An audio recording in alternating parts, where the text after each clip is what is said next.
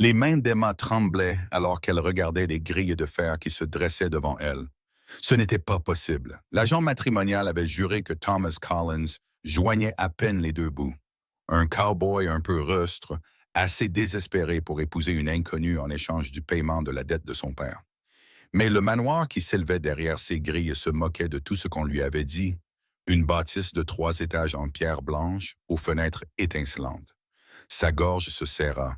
Son père l'avait-il vendu pour quelque chose de bien pire que la pauvreté? Le cocher s'éclaircit de la gorge avec impatience. La dernière chance d'Emma de s'enfuir s'évanouissait à chaque seconde d'hésitation. Mais où irait-elle? Boston l'avait déjà rejetée.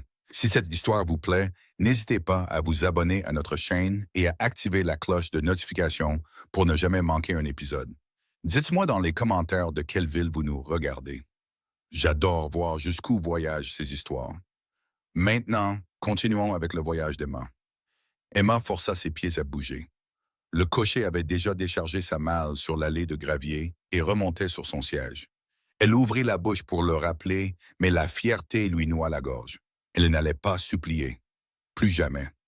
La grille s'ouvrit en silence. Pas de charnière rouillée, pas de mauvaise herbe grimpant sur le fer forgé. Quelqu'un entretenait cette propriété avec soin et avec de l'argent. Son pouls martelait ses côtes. Chaque pas vers cette immense porte d'entrée lui donnait l'impression de marcher vers sa propre exécution. Le contrat de mariage était signé, légal et contraignant. Son père s'était assuré qu'elle le comprenne bien avant de la pousser, ou presque, dans le train vers l'ouest. « Tu feras ton devoir envers cette famille, Emma », avait-il dit, sans la regarder dans les yeux. Collins a besoin d'une épouse. Nous avons besoin de son paiement. C'est une simple affaire. Simple, elle faillit rire. Rien dans tout cela ne semblait simple. La porte d'entrée s'ouvrit avant qu'elle ne puisse frapper. Une femme se tenait là, la cinquantaine, les cheveux grisonnants tirés en un chignon sévère, portant une robe bien trop élégante pour une maison de ranch en difficulté. « Mademoiselle Porter, je présume ?» La voix de la femme était sèche. « Je suis Madame Chen, la gouvernante. Monsieur Collins vous attend. » Une gouvernante, un manoir. Rien de tout cela ne correspondait à ce qu'on avait dit à Emma. « Je crois qu'il y a une erreur, » dit Emma. Sa voix sortit plus faible qu'elle ne l'aurait voulu. « Je devais rencontrer Thomas Collins, l'éleveur. » « C'est bien le cas. » Madame Chen s'écarta. « Entrez. Vous allez prendre froid à rester là. » Les jambes d'Emma bougèrent d'instinct. Le hall d'entrée était plus grand que toute sa chambre à Boston. Des sols en marbre poli, un lustre dégoulinant de cristaux, des boiseries sombres qui brillaient d'une cire récente. Sa malle avait l'air pathétique, posée là, au milieu de toute cette richesse. « Ce ne peut pas être sa maison, » murmura Emma. « Elle appartient à la famille Collins depuis 30 ans. » Madame Chen ferma la porte d'un clic ferme. « Monsieur Collins vous expliquera tout. » Vraiment, les mains d'Emma se crispèrent sur ses jupes. Parce que jusqu'à présent, tout le monde a été très doué pour ne rien expliquer du tout. Emma Porter.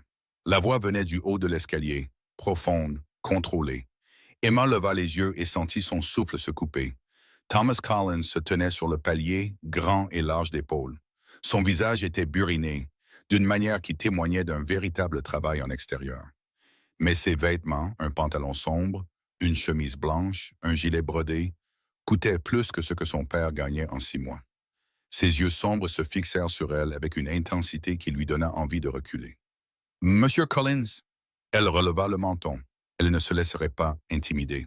« Je crois que nous devons parler. »« Je le crois aussi. » Il descendit les escaliers d'un pas mesuré. « Madame Chen, veuillez faire préparer le dîner pour 2.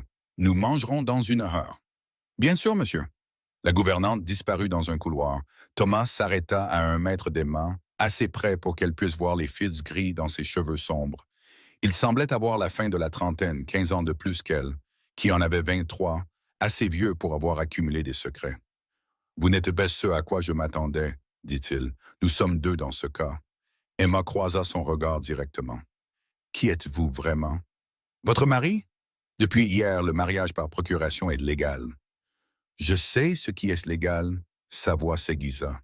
« Ce que je ne sais pas, c'est pourquoi un homme qui possède un manoir a besoin d'acheter une épouse à une famille désespérée de Boston. » Quelque chose vacilla dans ses yeux. Du respect, peut-être.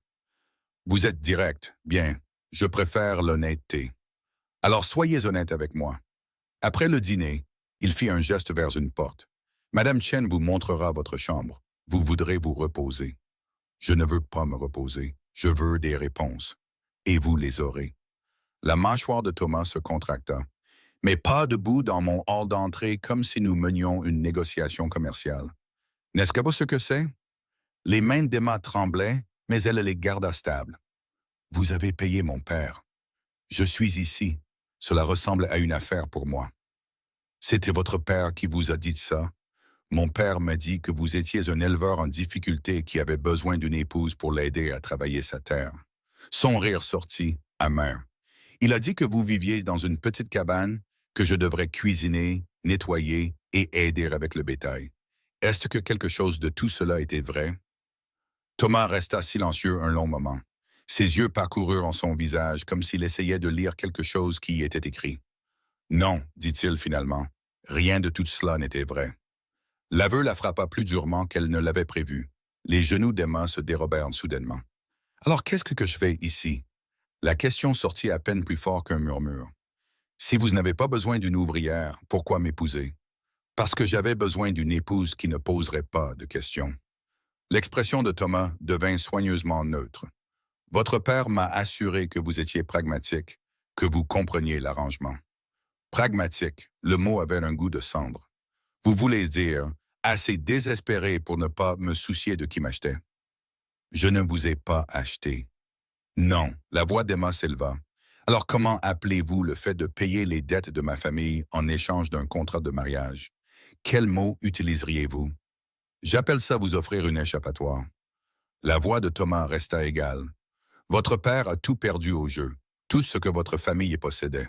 Vous étiez à 3 semaines de la prison pour dette, ou pire. Je vous ai offert une issue. Et qu'est-ce que vous y gagnez dans ce sauvetage généreux? Emma sentit son contrôle lui échapper. Pourquoi un homme avec tout ça? Elle fit un geste vers le hall opulent. A-t-il besoin d'épouser une inconnue? C'est compliqué. Alors, simplifiez. Thomas l'étudia un autre long moment. Puis il se tourna vers les escaliers. Suivez-moi. Je n'irai nulle part tant que vous ne m'aurez pas répondu. Il s'arrêta, se retourna. Si je vous dis tout maintenant, vous vous enfuirez, et vous n'avez nulle part où aller. Alors oui, Emma, vous allez me suivre. Vous allez voir votre chambre. Vous allez dîner avec moi. Et ensuite, quand vous aurez eu le temps de comprendre que c'est réel et permanent, je vous expliquerai pourquoi vous êtes ici. La certitude dans sa voix la rendit furieuse. Mais il avait raison. Elle n'avait nulle part où aller. Pas d'argent, pas de famille qui veuille la reprendre. Elle était piégée par son propre désespoir. Très bien. Elle ramassa ses jupes. Montrez-moi ma cage.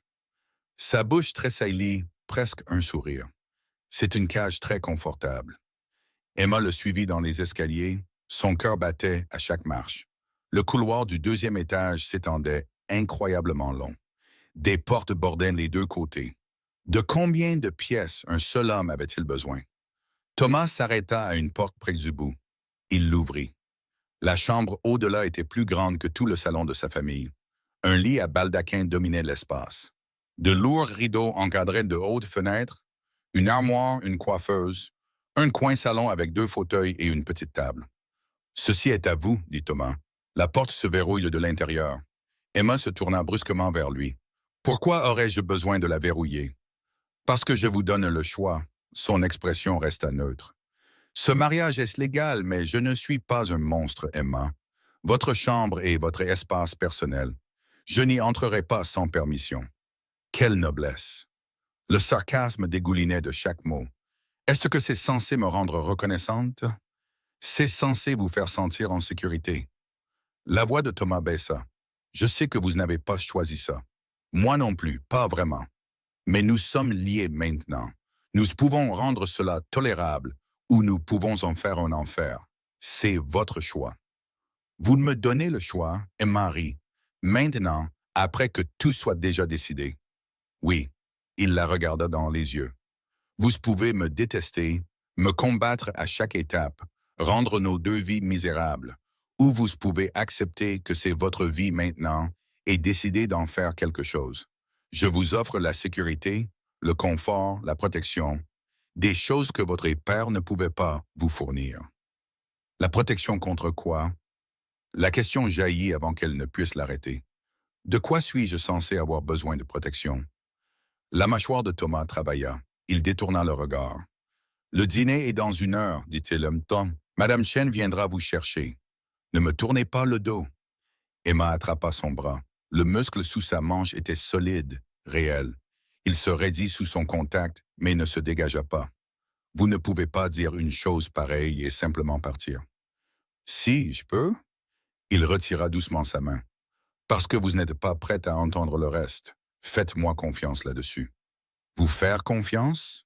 Sa voix se brisa. Je ne vous connais même pas. Non. Quelque chose de presque triste traversa son visage. C'est vrai, mais vous apprendrez à me connaître, que vous le vouliez ou non. Il partit. Il ferma la porte derrière lui d'un clic doux. Emma resta figée, son esprit tourbillonnant de questions, de peur, de colère. Elle se dirigea vers la fenêtre. La vue s'étendait sur des jardins bien entretenus, des collines ondulantes au-delà, du bétail paissant dans des pâturages lointains. C'était beau, paisible, complètement faux. On frappa à la porte. « Mademoiselle Porter ?» La voix de Madame Chen. « J'ai apporté de l'eau fraîche et des serviettes. Puis-je entrer ?» Emma déverrouilla la porte. La gouvernante entra, portant du linge et une cruche. « La salle de bain est par là. » Madame Chen fit un signe de tête vers une porte latérale. « J'ai préparé une robe pour le dîner. Votre mal sera déballé sous peu. » Madame Chen, Emma attrapa son bras. « S'il vous plaît, dites-moi ce qui se passe ici. Pourquoi m'a-t-il épousé ?» L'expression de la femme plus âgée s'adoucit légèrement. « Ce n'est pas mon histoire à raconter. » Tout le monde continue de dire ça. La frustration montait. « Mais c'est moi qu'on a amené ici sous de faux prétextes. Ne méritais-je pas de savoir? » Monsieur Collins est un homme bon. Madame Chen posa le linge. Quoi qu'il ait fait, il a ses raisons. Donnez-lui du temps. Je ne veux pas lui donner de temps. Je veux la vérité. Alors vous devrez la mériter de sa part.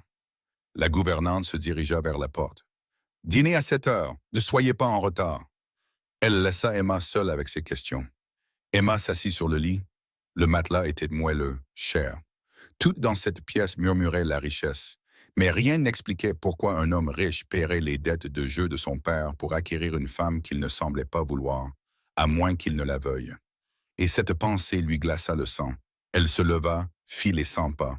Son esprit parcourait les possibilités, aucune n'étant bonne. Peut-être qu'il ne trouvait pas d'épouse consentante. Peut-être que sa réputation était si endommagée qu'aucune femme respectable ne voudrait de lui. La porte de la salle de bain était ouverte. Emma y entra et s'arrêta. Une autre pièce aussi grande que la chambre, une baignoire en cuivre, l'eau courante, des miroirs. Le luxe lui donnait le vertige. Elle aperçut son reflet. Pâle, des cernes sombres sous les yeux après 3 jours de voyage en train. Ses cheveux bruns pendaient, ternes. Sa robe, sa meilleure robe, avait l'air minable au milieu de toute cette richesse. « Dans quoi t'es-tu fourré ?» murmura-t-elle à son reflet. Aucune réponse ne vint. Le temps passa. Emma se lava, enfila la robe que Madame Chen avait laissée. Elle lui allait parfaitement. De la soie bleue foncée qui coûtait probablement plus que toute sa garde-robe à la maison. Quelqu'un avait pris ses mesures, planifié son arrivée. Cette pensée lui serra l'estomac. À 7 heures, Madame Chen frappa de nouveau. Emma la suivit en bas jusqu'à une salle à manger qui aurait pu accueillir 20 personnes. Thomas était assis en bout de table. 2 couverts étaient dressés, un en bout de table et un à sa droite. Proche, intime, délibéré. « Veuillez vous asseoir. » Thomas se leva à son entrée, des manières formelles de la part d'un homme qui prétendait être un simple éleveur. Emma s'assit. Une jeune femme en uniforme de femme de chambre versa du vin, posa des assiettes de nourriture qui sentaient incroyablement bon. L'estomac d'Emma gargouilla malgré sa nervosité. « Merci, Mary. » Thomas congédia la femme de chambre d'un signe de tête. Ils étaient seuls. Le silence s'étira. Emma prit sa fourchette. Elle ne lui donnerait pas la satisfaction de demander à nouveau. S'il voulait garder des secrets, très bien. Elle pouvait attendre. Elle pouvait être tout aussi têtue que lui, de toute évidence. Votre père et moi nous sommes rencontrés il y a 6 mois. dit soudain Thomas. À Denver, il essayait d'obtenir un prêt. La fourchette d'Emma s'arrêta à mi-chemin de sa bouche. Il m'a parlé de ses dettes, de vous, de son désespoir. Thomas coupa son steak avec des mouvements précis. Il m'a aussi dit qu'il avait une fille éduquée, sensée, assez âgée pour comprendre la nécessité. Alors vous avez décidé que je ferais l'affaire? L'amertume perçait. Pratique et désespéré. J'ai décidé que vous méritiez mieux que ce qu'il prévoyait pour vous. Thomas leva les yeux. Vous a-t-il parlé des autres offres qu'il avait reçues? La glace inonda les veines d'Emma. Quelles autres offres? 2 marchandes de Boston, tous deux mariés, tous deux cherchant une maîtresse qu'ils pourraient contrôler par la dette. La voix de Thomas devint dure. Et un homme à New York qui gagne sa vie en tenant des maisons closes. Votre père les envisageait toutes quand j'ai fait mon offre. La pièce bascula. Emma s'agrippa au bord de la table. Vous mentez. Non. Thomas posa son couteau. J'ai les lettres. Je peux vous les montrer. Votre père allait vous vendre au plus offrant. Il se trouve que j'ai proposé le mariage au lieu de la déchéance. Pourquoi? Le mot sortit étranglé. Pourquoi feriez-vous ça? Parce que j'avais besoin d'une épouse qui n'avait aucun lien avec mon monde. Il le dit simplement. Pas de famille ici qui poserait des questions. Pas d'amis qui voudraient rendre visite. Quelqu'un qui se contenterait de rester caché. Caché? Les mains d'Emma tremblaient. Caché de quoi? Thomas se recula de la table, se dirigea vers la fenêtre et lui tourna le dos. Des gens qui veulent me tuer. Les mots restèrent en suspens dans l'air comme de la fumée. Emma ne pouvait plus respirer. Quoi? Réussit-elle finalement à dire. Je ne suis pas seulement un éleveur, Emma. Les épaules de Thomas étaient tendues. J'ai hérité de cette terre, de cette maison et d'une fortune en or qui est enfouie en dessous. Et il y a des gens puissants qui veulent tout prendre. Ils ont essayé par des moyens légaux. Ça a échoué. Maintenant, ils essaient d'autres méthodes. Vous m'avez amené ici pour être quoi? Une cible? Emma se leva d'un bond. M'avez-vous épousé pour m'utiliser comme une sorte de bouclier? Non, il se retourna. Son visage était taillé dans la pierre. Je vous ai épousé pour vous offrir une protection et pour me donner une couverture. Une couverture pourquoi? Pour paraître normal. Le rire de Thomas était creux. Un homme marié qui s'installe, qui fonde une famille, ils sont moins susceptibles de soupçonner que je me prépare à la guerre si j'ai l'air de me préparer à la vie domestique. La guerre? La voix d'Emma venait de loin. Vous vous préparez à la guerre? Oui. Il s'approcha d'elle, s'arrêta assez près pour qu'elle doive incliner la tête pour croiser son regard. Et je suis désolé que vous soyez prise là-dedans. Mais vous êtes plus en sécurité ici que vous ne l'auriez été là où votre père vous a vendu. Au moins ici, je peux vous protéger. Vous êtes fou. Emma recula. C'est de la folie. C'est de la survie. Thomas la suivit. La mienne est maintenant la vôtre. Le contrat est signé. Le mariage est légal.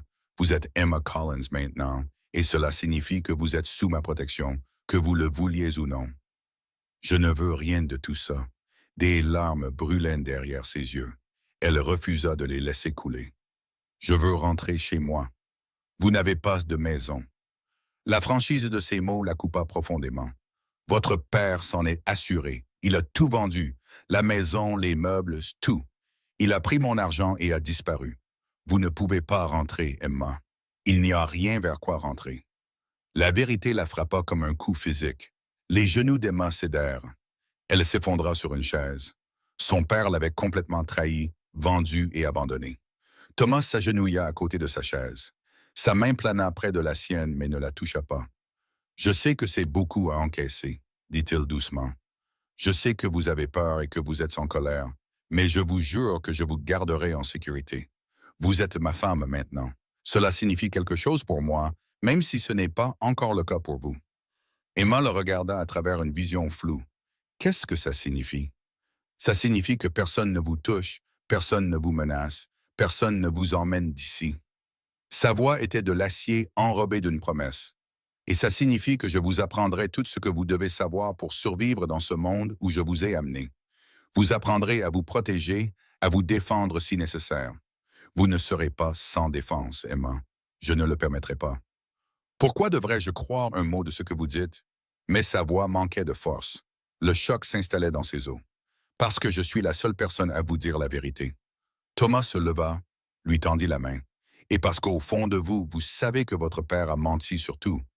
Mais moi, pas une seule fois. Demandez-moi n'importe quoi. Je répondrai honnêtement. Emma fixa sa main. C'était son carrefour. Accepter ce cauchemar ou quoi? Elle n'avait rien. Personne. Juste cet étranger qui prétendait vouloir la protéger d'un danger qu'elle ne pouvait même pas imaginer. Elle prit sa main, le laissa la relever. « Qui veut votre mort? » demanda-t-elle. « Une compagnie foncière appelée la Western Development Corporation. Ils veulent mes mines d'or. Ils ont essayé de me racheter. J'ai refusé. Maintenant, ils essaient l'intimidation. Bientôt, ça dégénérera en violence. Quand?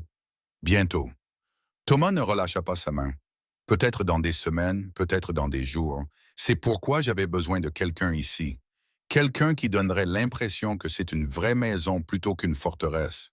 Donc, je suis un élément de décor. L'amertume était de retour.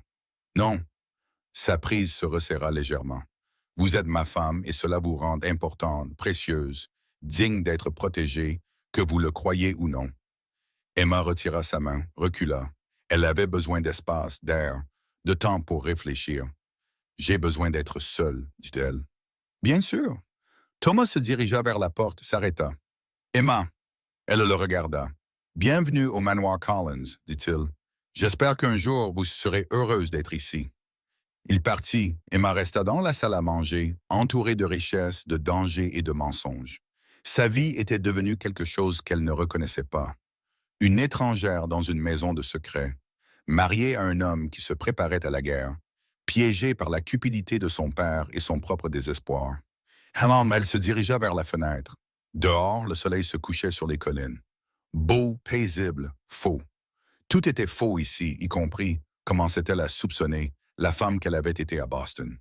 Cette Emma avait été naïve, confiante, faible. Cette Emma, Emma Collins, devrait être quelque chose de différent, de plus fort. Elle ne savait pas si elle avait cette force, mais elle était sur le point de le découvrir. Parce que Thomas avait raison sur une chose, il n'y avait pas de retour en arrière, seulement l'avancée dans le cauchemar où il l'avait amenée. Et elle y survivrait, d'une manière ou d'une autre. Elle le devait, car l'alternative était impensable. Elle ne dormit pas cette nuit-là, et au moment où l'aube perça à travers ses fenêtres, Emma avait pris sa décision. Thomas la trouva dans son bureau à 7 heures du matin. Elle avait crocheté la serrure avec une épingle à cheveux. C'était une compétence que la femme de chambre de sa mère lui avait apprise des années auparavant, bien qu'Emma n'ait jamais imaginé qu'elle en aurait besoin. Il s'arrêta sur le seuil, sa tasse de café à mi-chemin de sa bouche. « Vous êtes pleine de ressources, dit-il. Je dois voir les leurs. » Emma se tenait derrière son bureau. « Celles des autres offres de mon père. Vous avez dit que vous les aviez. » Thomas posa sa tête et se dirigea vers un meuble, ouvrit un tiroir verrouillé. Emma remarqua qu'il ne demanda pas comment elle était entrée. Il lui tendit simplement un dossier. Les lettres à l'intérieur lui retournèrent l'estomac. Le propriétaire de la maison close de New York avait offert 3 000 $ en espèces immédiatement. Les 2 marchands de Boston avaient offert moins, mais incluaient des promesses de logement confortable et d'arrangements discrets. Les réponses de son père étaient de sa propre écriture. Négociant, marchandant sur elle comme si elle était du bétail. Il allait choisir l'offre de New York, dit Thomas doucement. L'argent était meilleur. Les mains d'Emma tremblaient. Elle posa le dossier avec précaution. Quand avez-vous fait votre contre-offre? Le jour avant qu'il ne signe avec eux, j'ai offert 5 000 $ et le mariage légal. Il a accepté. 5 000. Le nombre semblait obscène. C'est ce que je vaux. C'est ce qu'il en a coûté pour vous sauver. Thomas reprit le dossier, le rangea sous clé. Je n'attends pas de gratitude, mais j'attends que vous compreniez à quoi vous avez échappé. Je comprends que j'ai échangé une cage contre une autre. Emma croisa son regard. Au moins, soyez honnête sur ce point. C'est une cage honnête. Thomas s'appuya contre son bureau. Et la porte n'est pas verrouillée. Vous pouvez partir quand vous voulez. Je ne vous arrêterai pas. Sans argent, sans contact, sans nulle part où aller. Emma rit amèrement. Ce n'est pas la liberté, c'est l'abandon. Alors, que voulez-vous de moi? La question sortit lasse. Dites-moi ce qui rendrait cela supportable, et j'essaierai de vous le donner. Emma ne s'attendait pas à ça. Elle l'étudia, le regarda vraiment pour la première fois depuis son arrivée. L'épuisement sur son visage, la tension dans ses épaules. Il ressemblait à un homme portant un poids qu'il ne pouvait pas poser. Je veux tout savoir, dit-elle. L'or, la compagnie qui essaye de vous tuer, ce que vous prévoyez, tout. Si je suis coincé dans ce cauchemar, je mérite de savoir dans quoi je suis coincé. Thomas resta silencieux un long moment, puis il se dirigea vers son bureau, sortit une carte, l'étala sur la surface. Ceci est la terre des Collins. Son doigt traça les limites. 15 000 acres, la plupart étant des pâturages pour le bétail. Mais ici, il pointa une section marquée de croix. Et ici, des filons d'or, des riches. Mon grand-père les a découverts en 1851. Il les a gardés secrets, exploitant juste assez pour construire cette maison et assurer la fortune familiale. Pourquoi garder le secret? Emma s'approcha pour mieux voir. Parce que dès que le mot serait sorti, nous aurions été envahis. Des chercheurs d'or illégaux, des compagnies minières, le gouvernement. La mâchoire de Thomas se contracta. Mon grand-père était intelligent. Il a acheté la terre légalement, l'a enregistrée pour un usage agricole, a construit une exploitation de bétail comme couverture. L'or est resté caché jusqu'à maintenant. Jusqu'à maintenant. Thomas sortit un autre document. La Western Development Corporation l'a découvert d'une manière ou d'une autre. Ils achètent des terres autour de la mienne depuis 2 ans, m'encerclant de tous côtés. Ils veulent ma propriété, mais ils ne peuvent pas me forcer à vendre. Alors, ils essaient d'autres méthodes. Quelle méthode? L'intimidation au début. Mon bétail a commencé à disparaître, des clôtures coupées, des sources d'eau empoisonnées. Puis mon contremaître a été attaqué sur la route de la ville, battu si violemment qu'il ne peut plus travailler. La voix de Thomas devint plate. C'était il y a 3 mois. Depuis, ça a empiré. Comment? 2 de mes employés de ranch ont démissionné après que leur famille ait reçu des lettres de menace. La maison d'un autre a brûlé pendant qu'il travaillait ici. Sa femme s'en est à peine sortie. Et le mois dernier, Thomas s'arrêta. Ses mains s'agrippèrent au bord du bureau. Le mois dernier, quelqu'un m'a tiré dessus près de la grange. Il m'a manqué de quelques centimètres. Le souffle d'Emma se coupa. Ils essaient de vous tuer. Ils essaient de me faire peur pour que je vende. La mort n'est que leur dernière tactique de négociation. Il leva les yeux. C'est pourquoi j'avais besoin d'une épouse. Ils doivent croire que je m'installe, que je construise un avenir, moins susceptible de soupçonner que je me prépare à riposter si j'ai l'air de me préparer à la vie domestique. Les mots de la nuit dernière, ils sonnaient différemment maintenant, avec la lumière du jour et les détails pour les étayer. « Que préparez-vous » demanda Emma. « Des preuves. » Thomas sortit un registre. « J'ai tout suivi, chaque incident, chaque menace. J'ai des témoins, des documents. Je construis un dossier juridique à présenter au gouverneur du territoire. Si je peux prouver que la Western Development est derrière la violence, ils perdront leur charte. Et si vous ne pouvez pas le prouver, alors je les combattrai d'une autre manière. » Son expression se durcit. « Cette terre est à moi. Ma famille a saigné pour elle. Je ne vais pas l'abandonner parce qu'une compagnie de l'Est a décidé qu'elle voulait mon or. » Emma entendit l'acier dans sa voix. Ce n'était pas un homme qui reculerait, ce qui signifiait que la violence empirerait. « Qu'arrivera-t-il quand ils réaliseront que je ne suis pas seulement décorative ?» demanda-t-elle.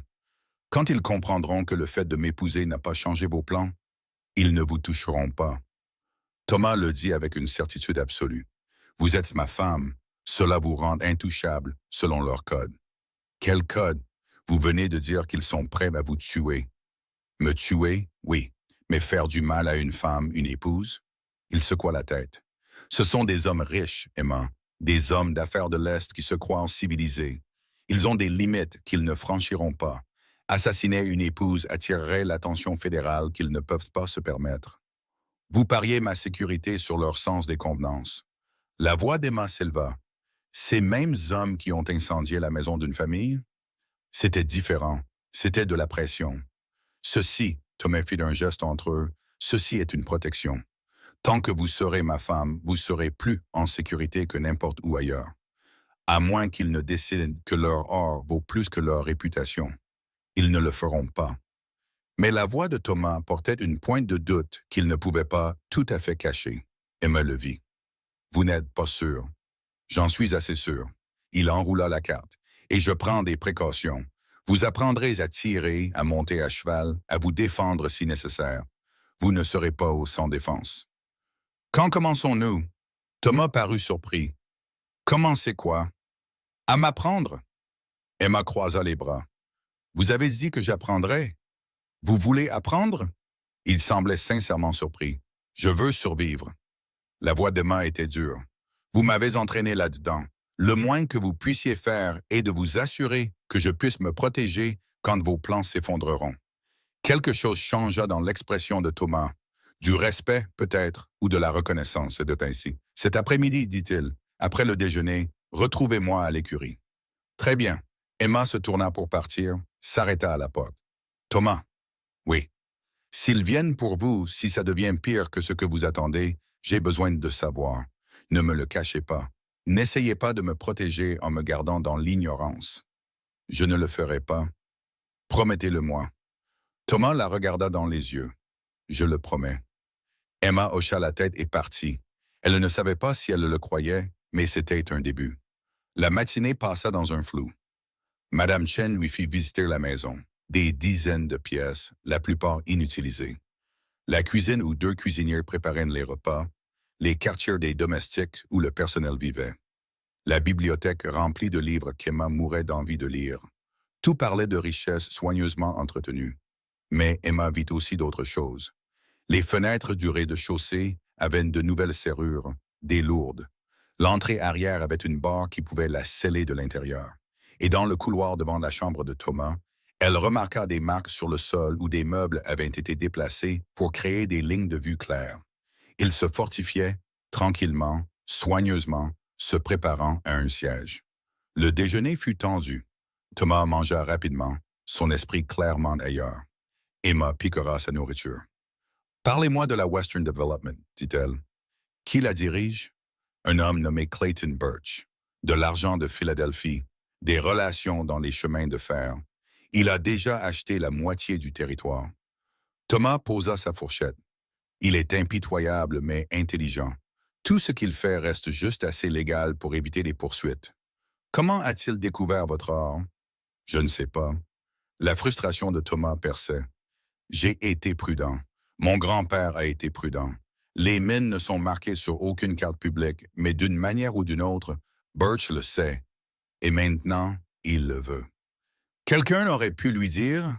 Quelqu'un qui travaille pour vous? J'ai envisagé cela. La voix de Thomas devint froide. J'ai tout envisagé, mais je fais confiance à mes gens. Ils sont avec ma famille depuis des années. Quelqu'un finit toujours par craquer, dit Emma doucement, pour assez d'argent ou assez de peur. Thomas la regarda brusquement. Votre père vous a appris ça. Mon père m'a appris que tout le monde a un prix. L'amertume s'insinua. Il a certainement trouvé le sien. Je ne suis pas votre père, Emma. Non, vous êtes l'homme qui a acheté ce qu'il vendait. Elle se leva. Je vous retrouve à l'écurie. Elle partit avant qu'il ne puisse répondre. L'écurie était plus grande que sa maison de Boston. Des chevaux dans des stalles propres, du matériel organisé avec une précision militaire. Un jeune homme, peut-être 20 ans, brossait une jument grise quand Emma arriva.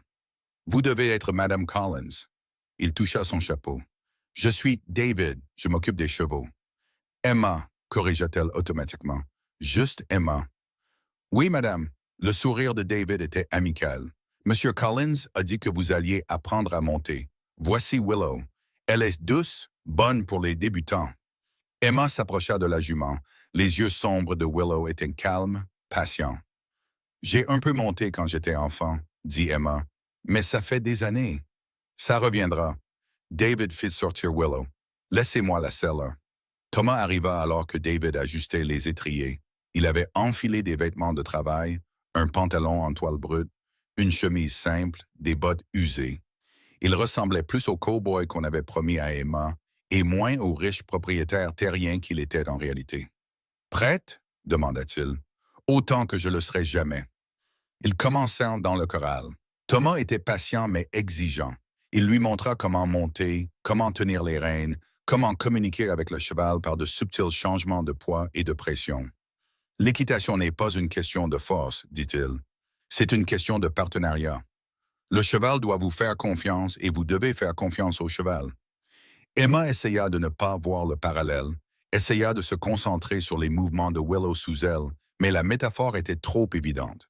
Après 1 heure, Thomas les fit sortir du corral. Ils chevauchèrent lentement à travers le pâturage le plus proche. Le bétail paissait au loin. Le soleil de l'après-midi était chaud. « Cette terre est dans votre famille depuis 30 ans, dit Emma. Qui avait-il avant? Rien. Des terres ouvertes.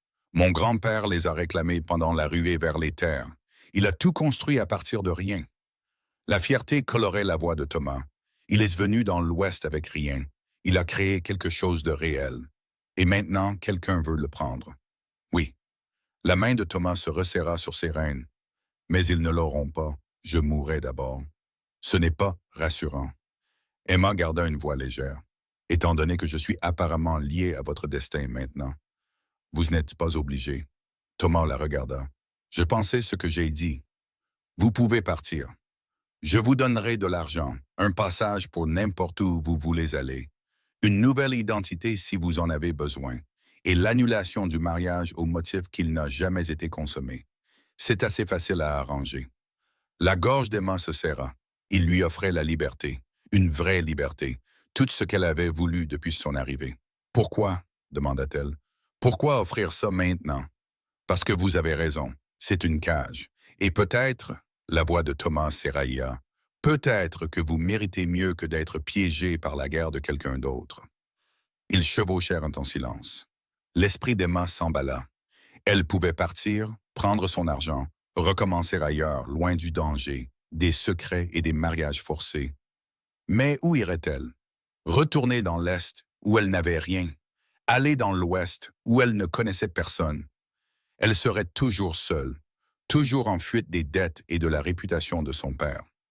Au moins ici, elle y avait un but, une protection, une chance de devenir quelque chose de plus fort que la fille désespérée qui était sortie de cette calèche hier. « Non, dit-elle finalement. Thomas la regarda brusquement. « Non, je ne pars pas. » Emma croissa son regard. « Vous avez raison, je n'ai nulle part où aller. Mais plus que ça, je suis fatigué de fuir, fatigué d'être sans défense. Si vous allez m'apprendre à me battre, alors apprenez-moi. Si c'est de ma vie maintenant, je vais apprendre à la vivre. » Quelque chose vacilla sur le visage de Thomas. Du soulagement peut-être, ou quelque chose d'autre qu'Emma ne pouvait nommer. « Alors nous continuons l'entraînement, dit-il. » Ils chevauchèrent jusqu'à ce que les jambes d'Emma lui fassent mal et que ses mains soient endolories de tenir les rênes. Quand ils retournèrent à l'écurie, David attendait avec des nouvelles qui durcirent le visage de Thomas. « Des cavaliers sont passés pendant que vous étiez sortis, » dit David. « 3 hommes. Ils ont dit qu'ils étaient de la Western Development. Ils ont demandé à vous parler. »« Qu'est-ce que tu leur as dit? » Thomas descendit rapidement de cheval. « Que vous ne receviez pas de visiteurs, ils ont laissé un message. » David sortit un papier plié de sa poche. « Ils ont dit de vous donner ça. » Thomas le lut.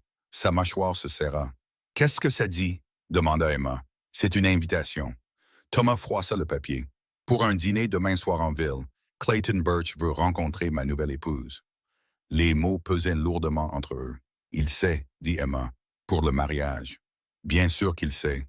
La voix de Thomas était amère. Il le savait probablement avant même que la cérémonie par procuration ne soit terminée. Il a des yeux partout. « Alors qu'est-ce qu'on fait? Nous y allons? » Thomas la regarda. « Nous sourions. Nous jouons les jeunes mariés heureux. Nous ne lui donnons rien à utiliser contre nous. Vous voulez que je dîne avec l'homme qui essaie de vous tuer? » La voix d'Emma s'éleva. « Êtes-vous fou? Je veux que vous m'aidiez à prouver que je ne suis pas une menace, que je m'installe, que je deviens domestique. » Thomas s'approcha. « C'est exactement pour ça que je vous ai épousée, Emma, pour jouer ce rôle. Pouvez-vous le faire? » Emma voulait dire non, voulait lui jeter ces mots à la figure, mais elle venait de lui dire qu'elle ne fuirait pas, qu'elle apprendrait à se battre. C'était se battre, juste d'une manière différente. « Oui, dit-elle, je peux le faire. » « Bien. » La main de Thomas effleura son bras. Bref, presque des excuses. « Je vous apprendrai tout ce que vous devez savoir sur Birch avant que nous y allions. Son passé, ses faiblesses, Comment le lire? Et s'il voit clair dans notre jeu, alors nous improviserons. Le sourire de Thomas était acéré, et nous espérons être de meilleurs menteurs que lui. Ce soir-là, Thomas fit asseoir Emma dans son bureau et sortit une photographie. L'homme qui la regardait avait des yeux froids et un sourire de politicien. Clayton Birch, dit Thomas, 52 ans, né à Philadelphie. Il a fait sa première fortune dans les chemins de fer, sa deuxième dans le bois. Maintenant, il achète des terres dans tout l'Ouest. Il a l'air ordinaire, dit Emma. L'observation semblait dangereuse. C'est ce qui le rend efficace. Thomas posa la photo. Il n'a pas l'air d'un tueur. Il a l'air d'un homme d'affaires, respectable, digne de confiance. Les gens lui vendent parce qu'ils croient à ses promesses. Et ensuite? Et ensuite, ils réalisent trop tard que ces contrats ont des clauses qui les dépouillent de tout. La voix de Thomas se durcit. Il a détruit une douzaine de familles dans ce territoire seulement. Tout est légal, tout est documenté, tout est impossible à combattre. Emma étudia à nouveau la photographie. Qu'attend-il du dîner de demain? Vous évaluez, voir si vous êtes réel ou juste une autre stratégie.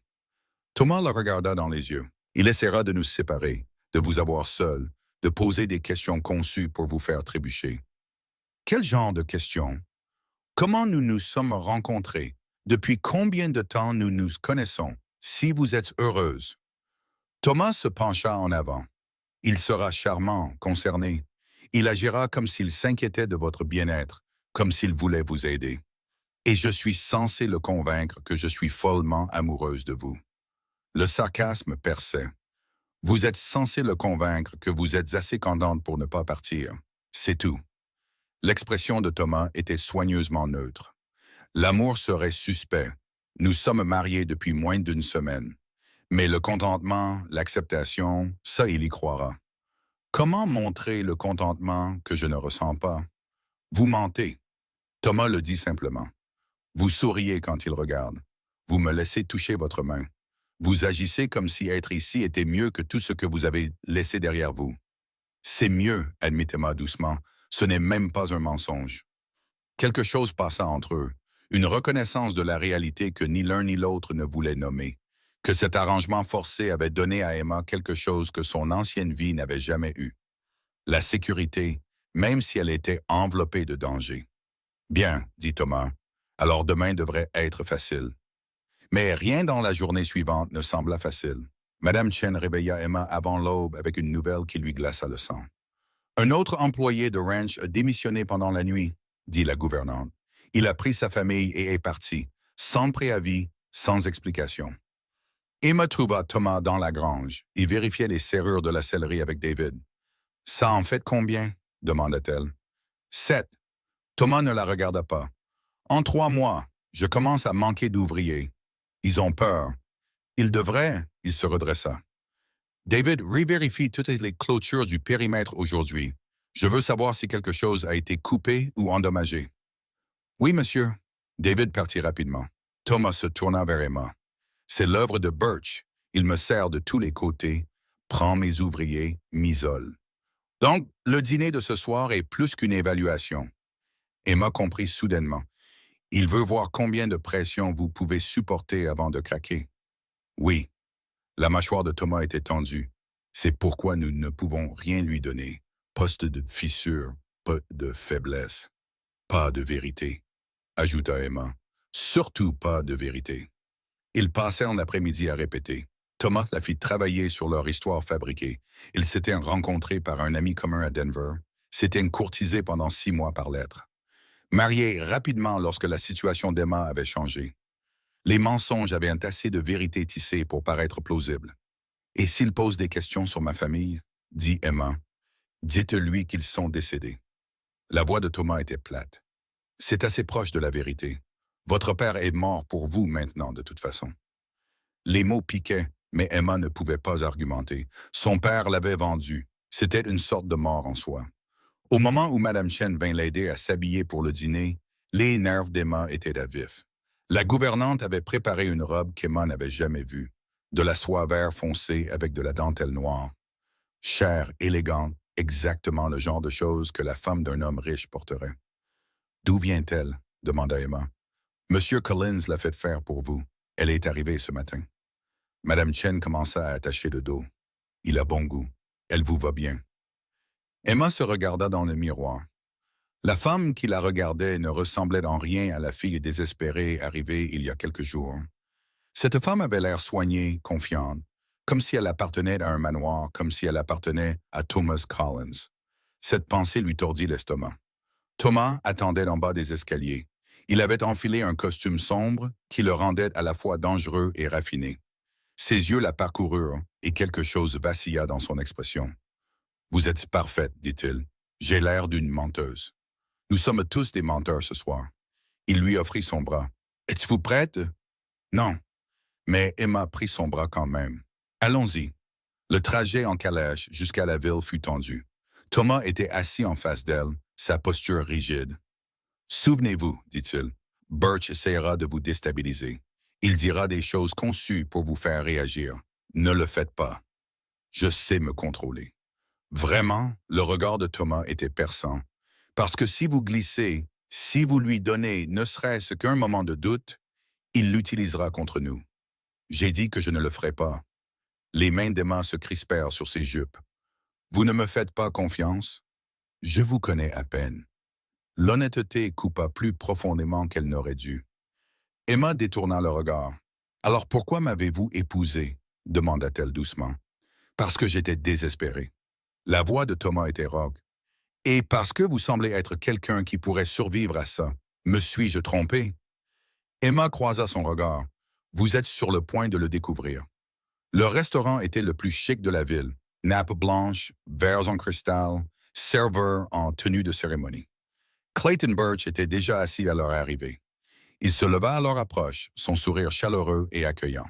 « Monsieur Collins, quel plaisir de vous rencontrer enfin en personne. » Birch tendit la main. Thomas la serra brièvement. « Et voici votre charmante épouse. »« Emma Collins, » dit Thomas. Sa main se posa dans le bas du dos d'Emma. Possessif, protecteur. « Emma, voici Clayton Birch. » Madame Collins. Birch prit sa main et la baisa. Ses lèvres étaient froides. « Quel plaisir! Thomas, vous ne m'aviez pas dit que votre femme était si charmante. »« Je ne partage pas de détails personnels avec mes rivaux en affaires, » dit Thomas doucement. « Rivaux. » Birch rit alors qu'il s'asseyait. « Un langage si dur. Je préfère nous considérer comme des collègues avec des visions différentes.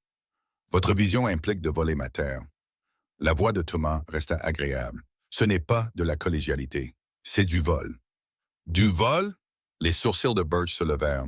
« Je vous ai fait plusieurs offres généreuses, toutes refusées. Si quelqu'un est déraisonnable, Thomas, c'est vous. » Emma sentit Thomas se tendre à côté d'elle. Elle posa sa main sur la sienne sur la table, un geste qui se voulait affectueux, un avertissement pour rester calme. « Mon mari a travaillé très dur pour construire ce qu'il a, » dit Emma. Sa voix était douce. Vous pouvez sûrement comprendre sa réticence à s'en séparer. L'attention de Birch se tourna vers elle comme un faucon repérant sa proie. « Bien sûr, l'héritage d'un homme est important. Mais Madame Collins, puis-je vous appeler Emma? Parfois, s'accrocher au passé nous empêche d'embrasser un avenir meilleur. Et parfois, lâcher prise signifie perdre tout ce qui compte. » Emma garda son sourire en place. « Je suis sûr que vous ne nous avez pas invités à dîner juste pour débattre de philosophie, Monsieur Birch. Appelez-moi Clayton. » Son sourire s'élargit. « Et vous avez raison. Je vous ai invité parce que je voulais rencontrer la femme qui a finalement convaincu Thomas de s'installer. Il a été seul là-bas si longtemps. Ce doit être un sacré ajustement pour vous. Chaque mariage est un ajustement. » Emma prit une gorgée de vin. « Mais je trouve le manoir Collins assez confortable. J'en suis sûr, cette maison est magnifique. » Birch se pencha légèrement en avant. « Comment vous et Thomas vous êtes-vous rencontrés? Il a été plutôt secret sur toute cette cour. » C'était le premier test. « Par un ami commun à Denver, » dit Emma. « Nous avons correspondu pendant plusieurs mois avant de nous rencontrer en personne. Quand nous l'avons fait, nous avons su assez rapidement que nous nous convenions. » Comme c'est romantique, les yeux de Birch restèrent perçants malgré son ton chaleureux. « Et votre famille? Sont-ils satisfaits de ce mariage? » « Ma famille est décédée. » Emma laissa sa voix porter juste assez de chagrin. « Thomas a été très gentil en m'aidant à traverser cette perte. » Je suis désolé de l'apprendre. La sympathie de Birch semblait sincère. Ce doit être solitaire au ranch, si isolé. Avez-vous beaucoup de visiteurs? Nous préférons notre intimité, intervint Thomas. Emma s'adapte à la vie dans le territoire. Elle n'a pas encore besoin de la complication des obligations sociales. Bien sûr, Birch se rassit. Bien que l'isolement puisse être dangereux, Thomas, vous avez eu quelques problèmes dernièrement, n'est-ce pas? Des ouvriers qui partent, du matériel endommagé. Ce serait terrible si quelque chose arrivait et que vous étiez trop loin de l'aide. La menace était à peine voilée. Emma sentit la main de Thomas se resserrer sous la sienne. Nous nous en sortons, dit Thomas. J'en suis sûr, mais Emma. Birch se tourna de nouveau vers elle. Vous devez vous inquiéter. Une femme seule là-bas pendant que Thomas s'occupe des affaires. Et si quelque chose arrivait? Je n'ai pas peur, dit Emma. Le mensonge vint facilement. Thomas m'a appris à prendre soin de moi. Vraiment? L'intérêt de Birch s'aiguisa. Quelle progressivité! La plupart des hommes préfèrent leurs femmes délicates et dépendantes. La plupart des hommes ne sont pas mariés à quelqu'un comme Emma. La voix de Thomas portait une pointe d'agressivité. Elle est plus forte qu'elle n'en a l'air. Je peux le voir. Birch l'étudia. Vous avez des yeux intelligents, Emma, le genre qui voit à travers les faux semblants. Dites-moi honnêtement, êtes-vous heureuse au manoir Collins ou Thomas vous a-t-il entraîné dans quelque chose que vous ne compreniez pas entièrement? La question resta en suspens entre eux. Emma en sentit le poids. C'était le vrai test. Birch lui offrait une porte de sortie,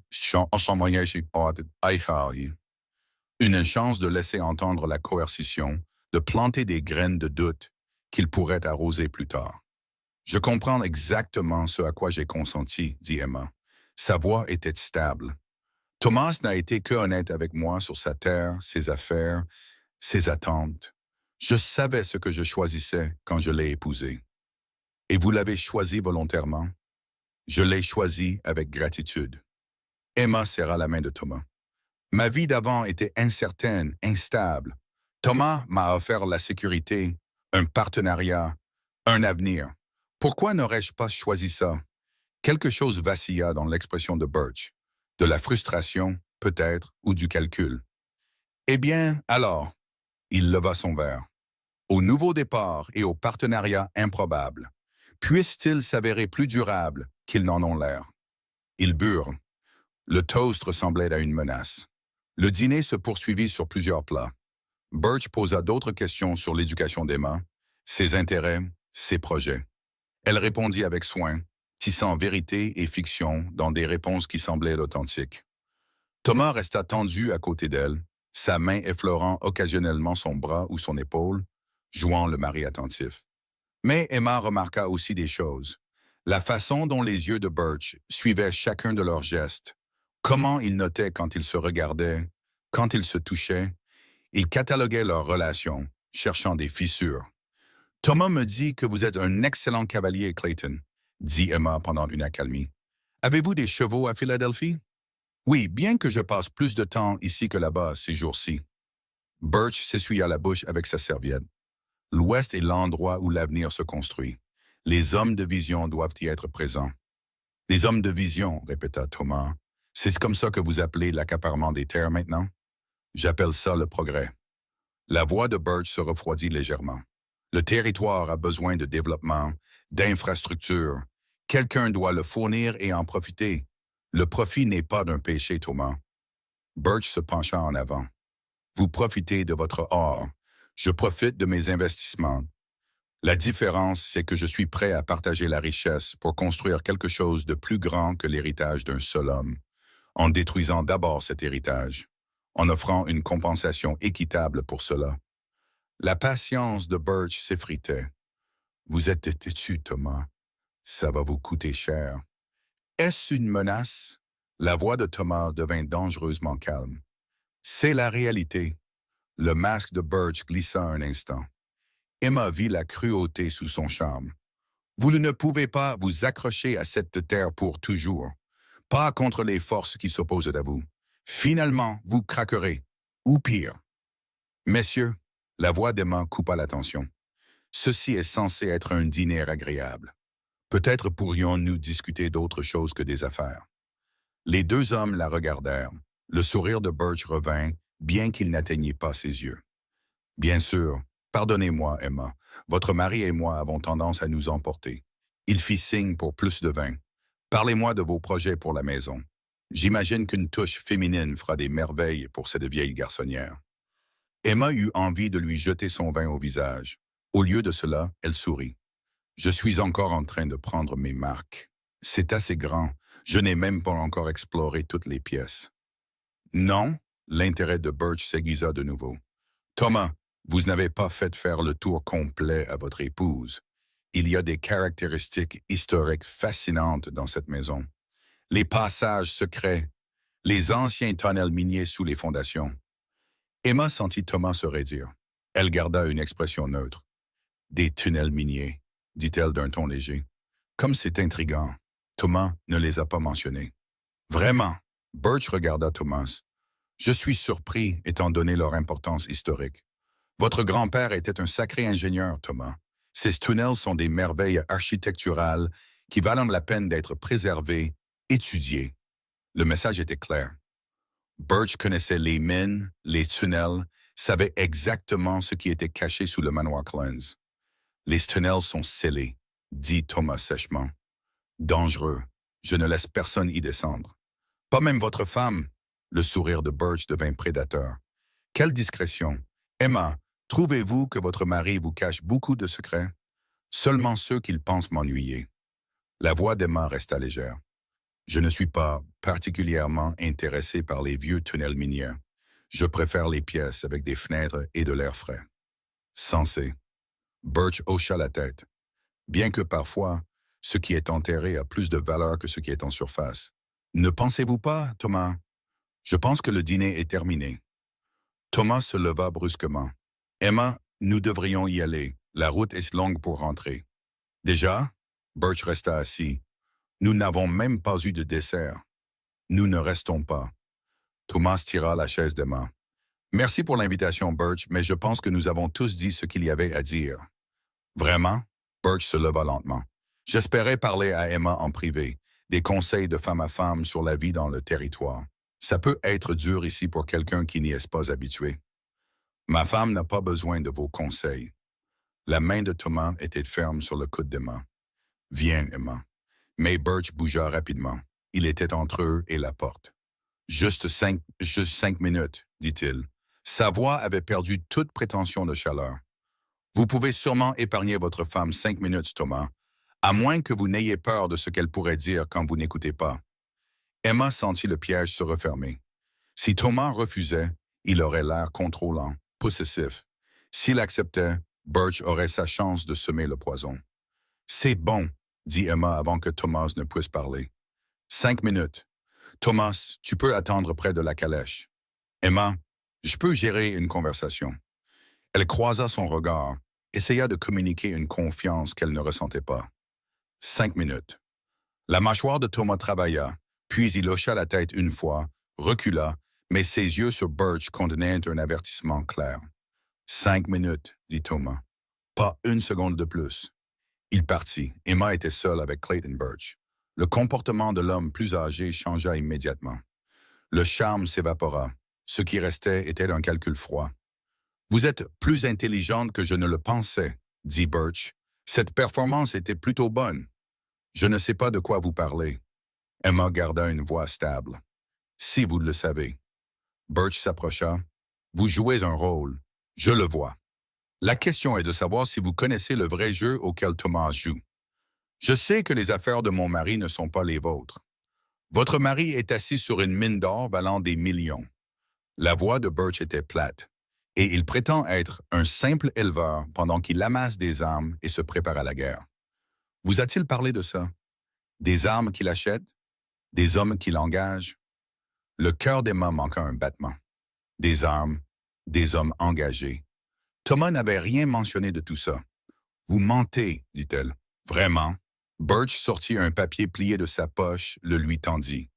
Des reçus de 3 armuriers différents à Denver, datés des 6 derniers mois. Votre mari s'arme, Emma. Pas pour la défense, pour l'attaque. Emma regarda les reçus. Les chiffres lui retournèrent l'estomac. Des dizaines de fusils, des centaines de cartouches, des caisses d'explosifs. Il se prépare à défendre ce qui est à lui, dit-elle. Mais le doute s'insinua dans sa voix. Ou il se prépare à déclencher une guerre qui détruira tout ce territoire. La voix de Birch s'adoucit en une fausse sympathie. Emma, je sais que vous êtes prise là-dedans. Je sais que vous n'avez probablement pas eu le choix pour ce mariage. Mais vous avez un choix maintenant. Vous pouvez partir. Je vous aiderai. De l'argent, le transport, un nouveau départ quelque part en sécurité. En échange de quoi? Les mains d'Emma tremblaient. Elle plia les reçus. Que voulez-vous de moi? Des informations. Birch le dit simplement. Sur les tunnels, sur ce que Thomas cache là-dessous, sur ses plans.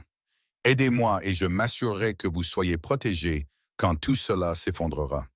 Et si je refuse, alors vous sombrerez avec lui quand ça arrivera. Les yeux de Birch étaient durs. Parce que ça s'effondrera, Emma. Thomas ne peut pas gagner. J'ai des ressources qu'il ne peut égaler, un pouvoir qu'il ne peut combattre. Il va tout perdre. La seule question est de savoir si vous perdrez avec lui. L'esprit d'Emma s'emballa. Les reçus dans sa main semblaient peser une tonne. Thomas lui avait-il menti, planifiant quelque chose de bien plus dangereux qu'il ne l'avait admis? J'ai besoin de temps, dit-elle. Vous n'avez pas le temps, homme simple. Birch s'approcha.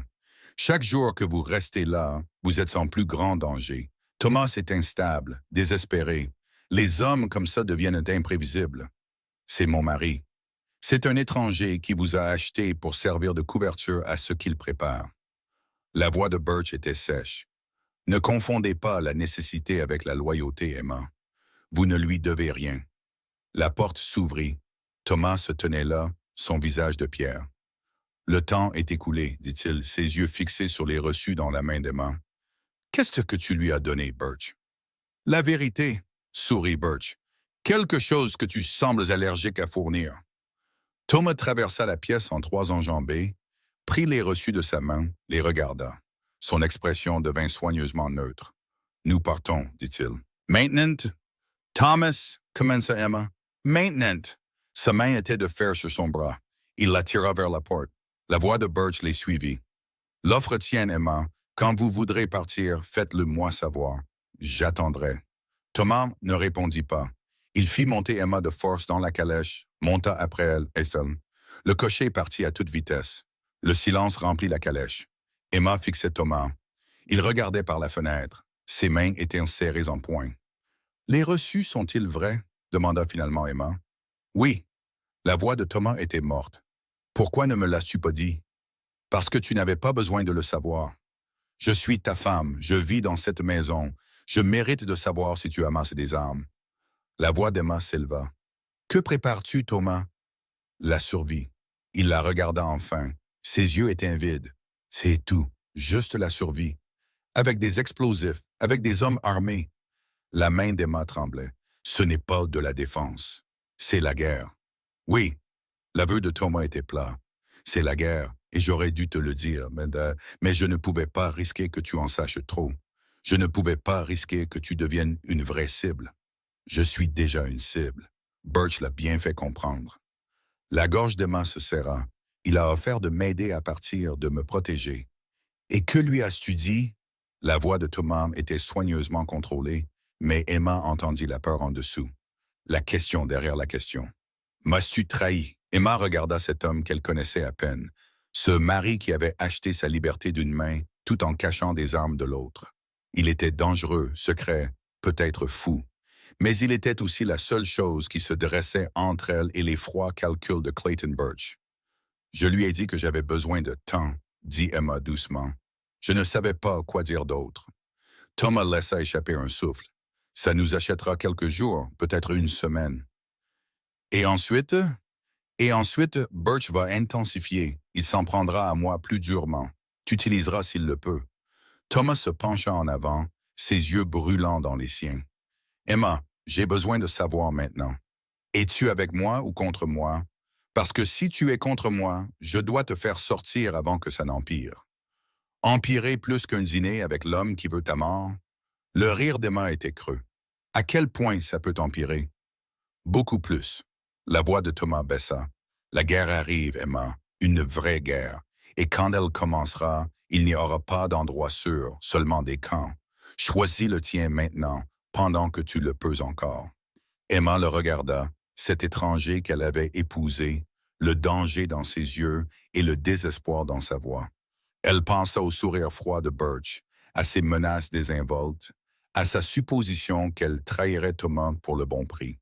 Elle pensa à son père la vendant, à l'offre du propriétaire de la maison close, à chaque homme qui l'avait jamais regardé et n'avait vu qu'une chose à utiliser. Thomas l'avait utilisé aussi, mais il lui avait aussi donné un choix.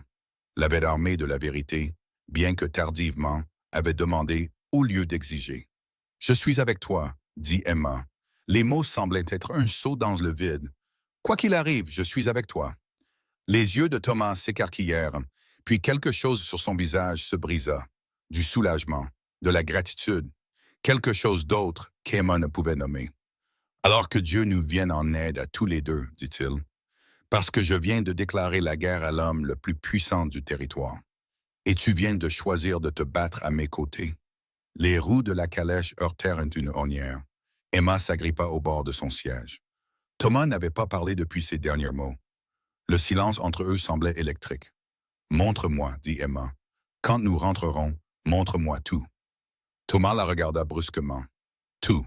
Les tunnels, les armes, tout ce que tu as caché. » Sa voix était stable malgré la peur qui la parcourait. « Si je choisis ton camp, j'ai besoin de savoir ce que je choisis. C'est dangereux. Ou dans cette histoire est dangereux. » Emma se pencha en avant. « Arrête de me protéger de la vérité. Je ne peux pas combattre ce que je ne comprends pas. » Thomas étudia son visage, puis hocha la tête une fois. Ce soir, après que la maison se soit calmée. Ils firent le reste du trajet dans un silence tendu. Quand ils atteignirent le manoir Collins, Madame Chen attendait à la porte. Son visage était pâle. « Monsieur Collins, il y a eu des problèmes. » La voix de la gouvernante tremblait. « Quelqu'un est entré par effraction dans la grange. Ils n'ont rien pris, mais ils ont laissé un message. » Thomas était sorti de la calèche avant qu'elle ne s'arrête complètement. Emma le suivit jusqu'à la grange. David était là, tenant une lanterne. Sur le mur de la grange, peint en rouge, il y avait 3 mots. « Dernier avertissement, Collins. »« Quand » exigea Thomas.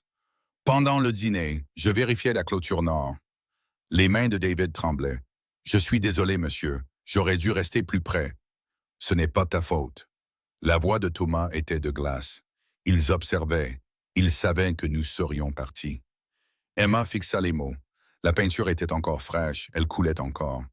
Quelqu'un avait été là il y a quelques minutes. Peut-être qu'ils étaient encore proches. « Nous devons appeler le shérif, dit-elle. Le shérif travaille pour Birch. » Thomas se détourna du mur. L'appeler serait inutile, pire qu'inutile. « Alors que faisons-nous? » Nous accélérons.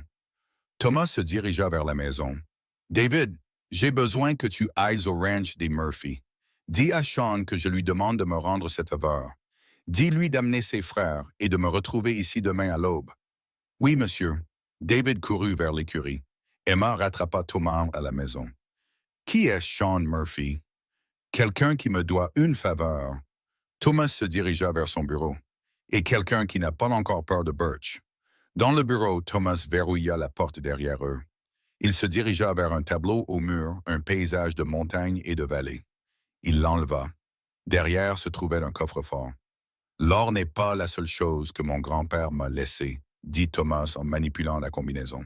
« Il m'a laissé des plans de secours, des voies d'évacuation, des caches d'armes, tout ce dont j'aurais besoin si quelqu'un venait chercher ce qui est à nous. » Le coffre-fort s'ouvrit. À l'intérieur se trouvaient des documents, des cartes et une clé. Thomas prit la clé, la tendit à Emma. « Ceci ouvre l'entrée du tunnel. C'est dans la cave à vin.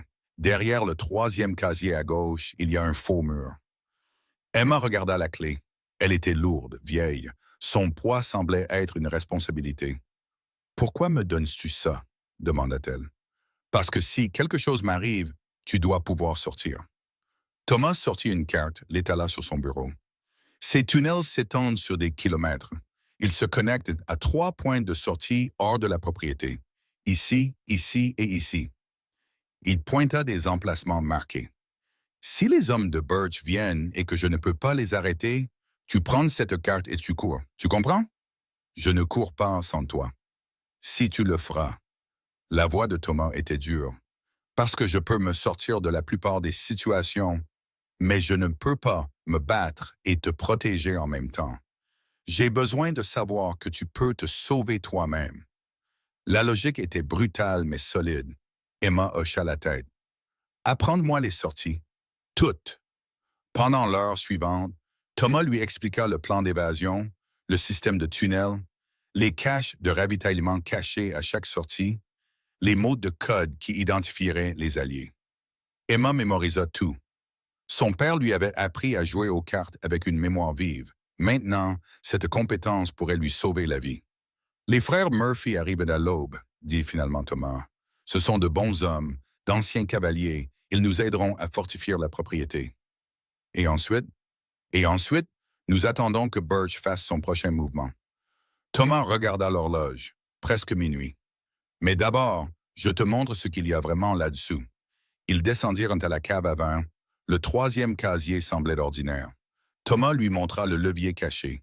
Le casier pivota vers l'extérieur, révélant des marches de pierre descendant dans l'obscurité.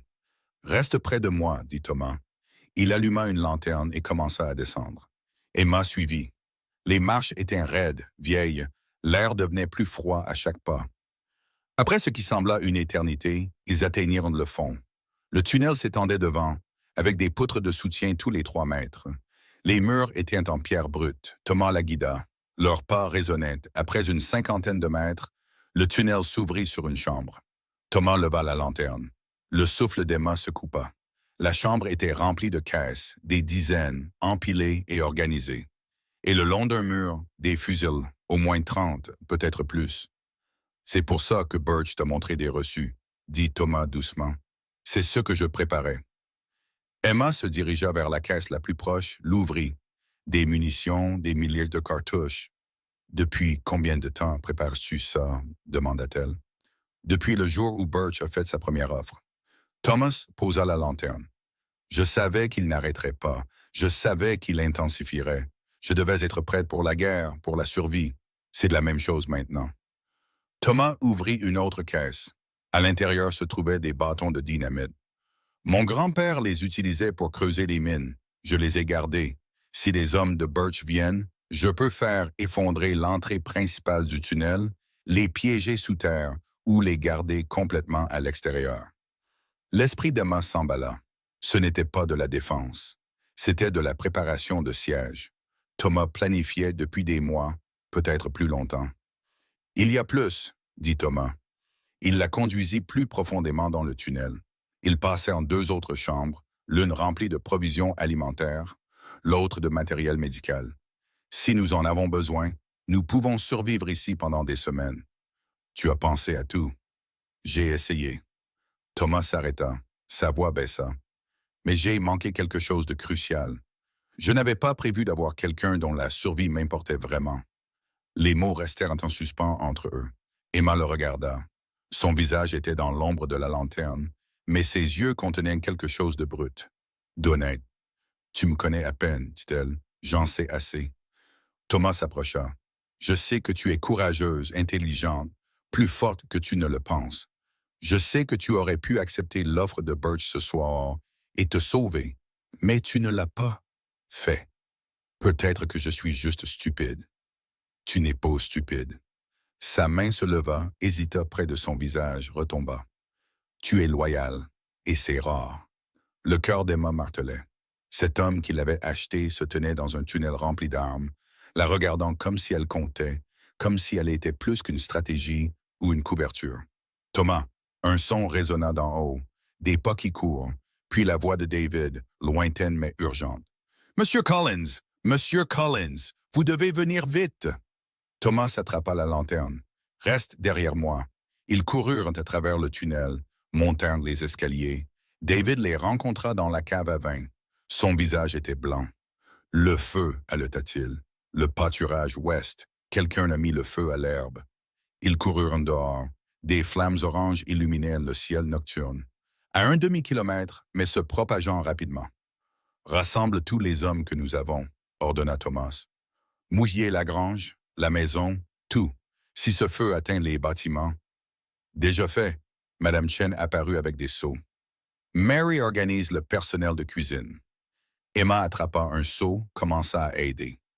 L'heure suivante fut un chaos, transportant de l'eau, arrosant tout ce qui était proche de la maison, regardant le feu se propager à travers l'herbe sèche. Mais ensuite, le vent tourna, commençant à pousser les flammes loin des bâtiments, vers les terres vides. Ça s'éloigne, dit David. Le soulagement colorait sa voix. Thomas regardait les flammes. Sa mâchoire était tendue. Ce n'était pas pour nous brûler, c'était pour envoyer un autre message.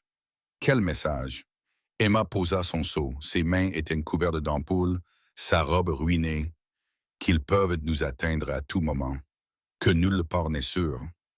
Thomas se tourna vers elle, son visage était dur à la lueur du feu. Birch a fini de jouer. Alors arrêtons de réagir et commençons à agir. La voix d'Emma était stable malgré son épuisement. Quel est ton plan, Thomas? Ton vrai plan? Thomas regarda autour de lui le peu de personnel restant, Madame Chen, David, Emma, tous attendant, tous lui faisant confiance. Nous lui portons le combat, dit finalement Thomas. Mais nous avons besoin de preuves, des preuves légales, des preuves qui lient directement Birch aux attaques. Comment les obtenir? Demanda David. Nous tendons un piège. Les yeux de Thomas se durcirent. Nous lui faisons croire que je suis vulnérable, assez désespéré pour faire une erreur. Et quand il enverra ses hommes, nous les attraperons, les ferons parler, obtiendrons des noms, des documents, assez pour présenter au gouverneur du territoire. C'est risqué, dit Madame Chen. Et si ces hommes ne parlent pas, ils parleront. La voix de Thomas était sombre. Les hommes parlent toujours quand ils réalisent qu'ils ont été abandonnés. Et Birch les abandonnera dès qu'ils deviendront des fardeaux. Quel genre de piège? Demanda Emma. Thomas la regarda. Le genre qui t'utilise comme appât. Le silence tomba. Emma sentit les yeux de tout le monde sur elle. Absolument pas, dit David. C'est trop dangereux. C'est le seul moyen. Thomas ne quitta pas Emma des yeux. Birch pense que tu hésites, que tu pourrais me trahir. Si nous alimentons ce récit, si nous lui faisons croire que tu es prête à te retourner, il agira. Il enverra quelqu'un pour t'extraire, et quand ils viendront, nous serons prêts. Vous voulez utiliser votre femme comme appât? La voix de Madame Chen s'éleva. Monsieur Collins, c'est mon choix, la coupa Emma. Elle garda les yeux sur Thomas. Que devrais-je faire? Prendre contact avec Birch, lui dire que tu es prête à lui donner des informations sur les tunnels, sur mes plans, organiser une rencontre. La voix de Thomas était soigneusement contrôlée. Il enverra des hommes pour te récupérer. Nous les intercepterons. Nous les ferons parler de l'implication de Birch. Nous enregistrerons leur confession. Alors nous aurons nos preuves. Et si quelque chose tourne mal, demanda Emma, s'il réalise que c'est un piège? Alors je te sors de là. La voix de Thomas était d'acier. Quoi qu'il en coûte. Emma pensa au tunnel en dessous, aux armes, aux voies d'évacuation, à tout ce que Thomas avait préparé. Il avait planifié la guerre, mais il avait aussi planifié de la protéger. Quand commençons-nous? Demanda-t-elle. Demain, après l'arrivée des Murphy. Thomas regarda les autres. Reposez-vous tous, les prochains jours seront longs. Le personnel se dispersa. Emma et Thomas restèrent seuls dans la cour. Le feu brûlait encore au loin, plus petit maintenant, contenu. Tu n'es pas obligé de faire ça, dit Thomas doucement. Nous pouvons trouver un autre moyen. Il n'y a pas d'autre moyen. Emma le regarda. Birch m'a donné sa carte au dîner. Il a dit de le contacter quand je serai prête. Utilisons ça. Il est dangereux, Emma. S'il se doute de quelque chose, alors nous ferons en sorte qu'il ne se doute de rien. Elle toucha son bras. Le geste semblait naturel maintenant. Tu as dit que j'étais assez forte pour survivre à ça. Prouve que tu le pensais. Laisse-moi t'aider. La main de Thomas recouvrit la sienne. Sa peau était chaude malgré l'air froid de la nuit. Quand ce sera fini, quand nous aurons gagné, je te laisserai décider. Rester ou partir. Le mariage peut être réel ou nous pouvons y mettre fin. Ton choix, sans pression, sans obligation. L'offre aurait dû être un soulagement, mais Emma réalisa avec une clarté soudaine que rester était déjà son choix. Pas parce qu'elle n'avait nulle part où aller, Pas parce qu'elle était piégée, mais parce que quelque part entre le mariage forcé, la cache d'armes et le feu, elle avait cessé de voir Thomas comme son ravisseur. Elle le voyait comme son partenaire. Survivons d'abord, dit-elle. Ensuite, nous nous soucierons du reste. Thomas hocha la tête, son pouce effleura ses phalanges une fois, brièvement. Puis il relâcha sa main. Viens, tu as besoin de dormir. Demain commence la partie la plus difficile. Mais quand Emma s'allongea dans son lit une heure plus tard, le sommeil ne vint pas. Son esprit rejouait tout. Les yeux froids de Birch, les armes dans le tunnel, le feu. Le visage de Thomas quand il avait dit qu'il se souciait de sa survie. On frappa doucement à sa porte. Emma s'assit. « Oui, c'est moi. » La voix de Thomas. « Puis-je entrer? » Emma hésita, puis déverrouilla la porte. Thomas se tenait dans le couloir, toujours habillé. Il avait l'air de ne même pas avoir essayé de dormir. « Qu'est-ce qui ne va pas? » demanda Emma. « J'ai besoin que tu saches quelque chose. » Thomas n'entra pas, resta juste sur le seuil. « Si demain ça tourne mal, si quelque chose m'arrive, il y a de l'argent sur un compte en banque à Denver. Les détails sont dans mon bureau, tiroir du haut. Tout te revient en tant que ma veuve. La terre, la maison, l'or, tout. Thomas, laisse-moi finir. » Sa voix était rauque. « Je t'ai acheté, je t'ai utilisé, je t'ai entraîné dans un danger que tu ne méritais pas. Mais si je meurs demain, au moins tu seras libre et assez riche pour que personne ne puisse plus jamais te forcer à quoi que ce soit. » La gorge d'Emma se serra.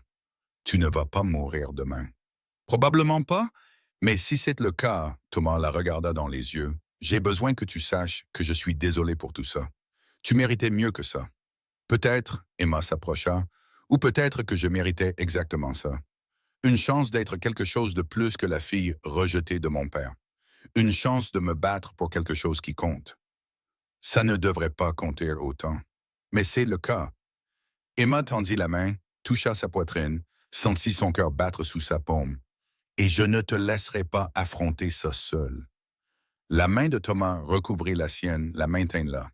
Ils restèrent ainsi un long moment. Puis il recula. « Dors un peu, dit-il. L'aube arrive tôt. » Il partit. Emma ferma la porte, la verrouilla, se recoucha. Cette fois, l'épuisement l'emporta. Elle se réveilla en sursaut à cause de cris. Emma courut à la fenêtre. Le soleil se levait à peine. Dans la cour en bas, 4 hommes à cheval étaient arrivés. Ils avaient l'air rudes, armés, mais Thomas les accueillait comme des amis. Les frères Murphy, ils étaient venus.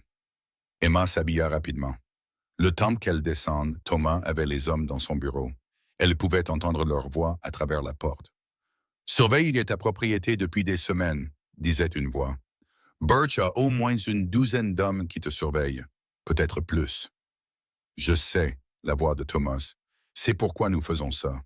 Nous devons les attirer, les forcer à se montrer. Utiliser ta femme comme appât semble extrême, Tom. » Une autre voix, plus vieille et plus dure. Elle s'est portée volontaire. Thomas semblait fatigué, et c'est le moyen le plus rapide d'obtenir les preuves dont nous avons besoin. Et s'il la blesse, alors je tue chaque homme que Birch envoie, et ensuite je tue Birch. Thomas le dit sèchement, comme un fait. Mais ça n'arrivera pas. Nous la couvrirons chaque seconde. Emma ouvrit la porte. 4 paires d'yeux se tournèrent vers elle. Les frères Murphy étaient exactement ceux à quoi elle s'attendait. De la fin de la trentaine au début de la cinquantaine. Des hommes burinés, dangereux, qui avaient vu la violence et y avaient survécu. Madame Collins, le plus âgé, se leva. « Je suis Sean Murphy. Voici mes frères, Patrick, James et Michael. Tom dit que vous êtes au courant du plan. » « Je le suis. » Emma entra dans la pièce. « Et je suis prête à faire ma part. »« Avec respect, madame, » intervint Patrick, « c'est de la folie. Les hommes de Birch ne sont pas standards. S'ils mettent la main sur vous, ils ne le feront pas. » La voix d'Emma était ferme. « Parce que vous et Thomas vous assurerez qu'ils ne le fassent pas, n'est-ce pas? » Les frères échangèrent des regards.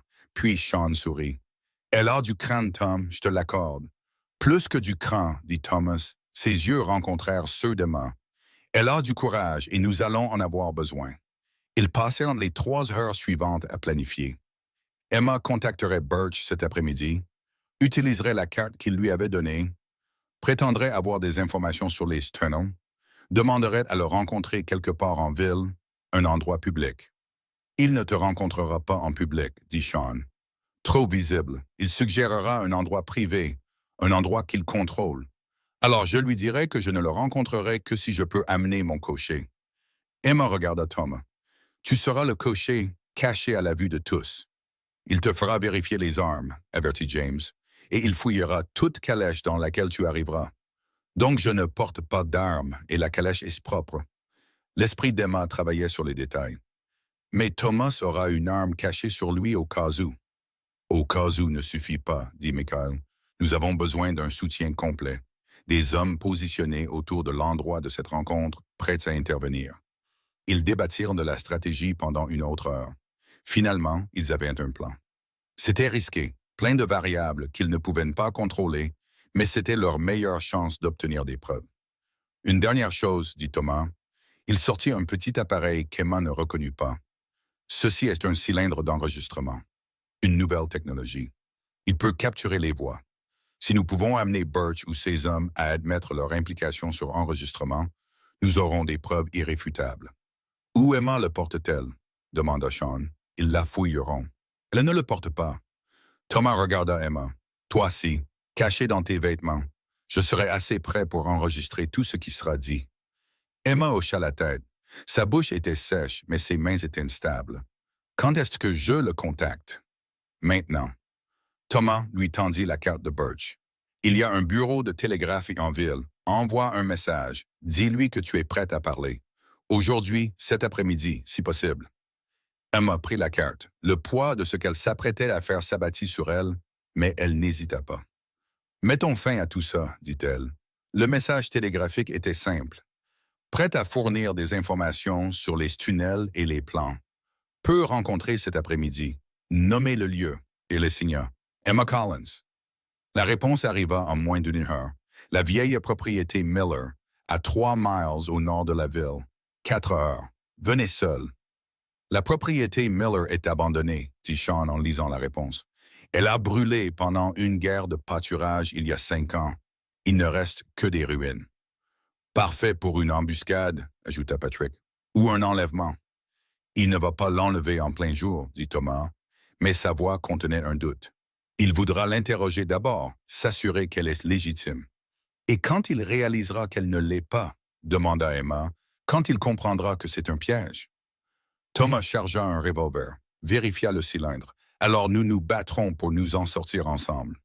Le trajet en calèche jusqu'à la propriété Miller ressemblait à une marche vers l'exécution. Emma était assise en face de Thomas. Il portait un manteau de cocher et un chapeau bas. L'enregistreur était caché dans la poche de son gilet. Le revolver était glissé contre sa colonne vertébrale. « Souviens-toi, dit Thomas doucement. Tu es nerveuse, incertaine.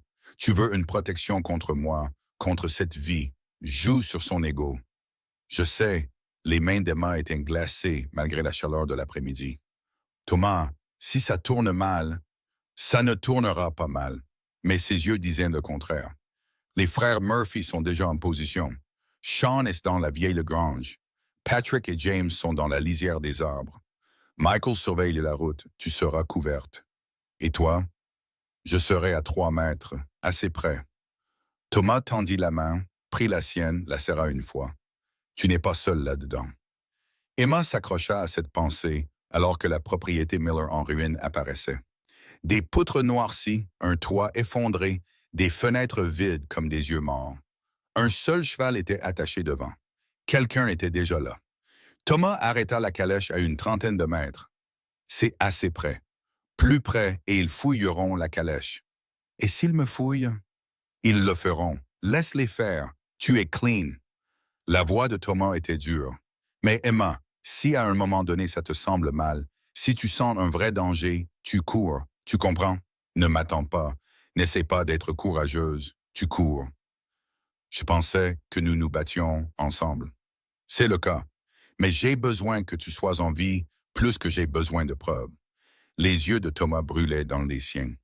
Promets-le-moi. Je le promets. Le mensonge vint facilement. Emma n'avait aucune intention de courir. Pas maintenant, pas après tout ça. Elle descendit de la calèche. Ses jambes tremblaient. Elle les força à se stabiliser, commença à marcher vers les ruines. Un homme sortit de derrière le mur effondré. Grand, au visage dur, armé. Emma le reconnut de la ville, un des hommes de sécurité de Birch. Madame Collins. Sa voix était plate. Monsieur Birch vous envoie ses salutations. Il arrivera sous peu. Je pensais... La voix d'Emma vacilla parfaitement. Je pensais que ce serait juste vous, quelqu'un pour prendre un message. Les plans ont changé. L'homme s'approcha. Monsieur Birch veut entendre ce que vous avez à dire personnellement. Vous comprenez? Étant donné la gravité de vos affirmations. Le cœur d'Emma martelait.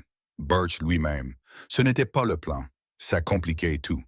J'ai besoin de garanties, dit-elle. J'ai besoin de savoir que je serai protégé, que mon mari ne le découvrira pas.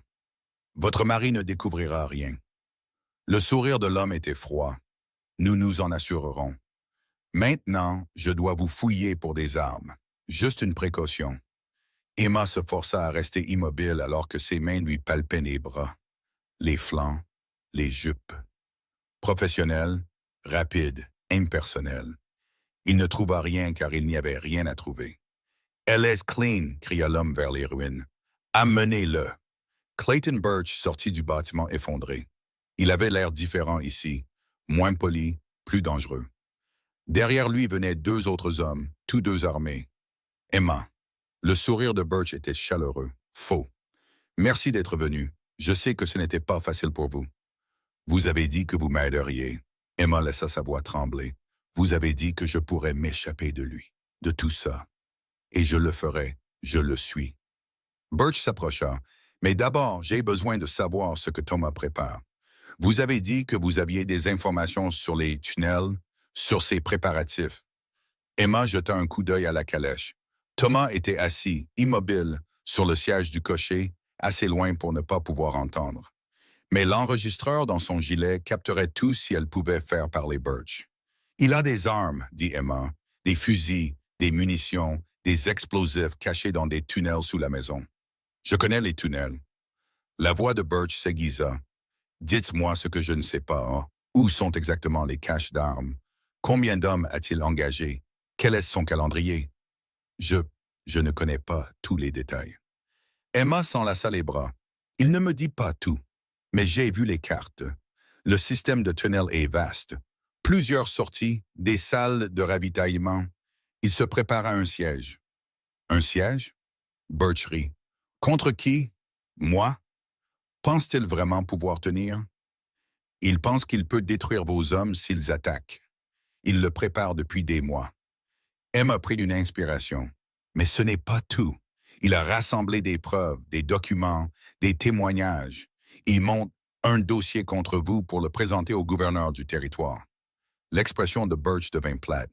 « Quel genre de preuves? » Des preuves des attaques, des incendies, des menaces, des noms d'hommes que vous avez engagés, des paiements que vous avez faits.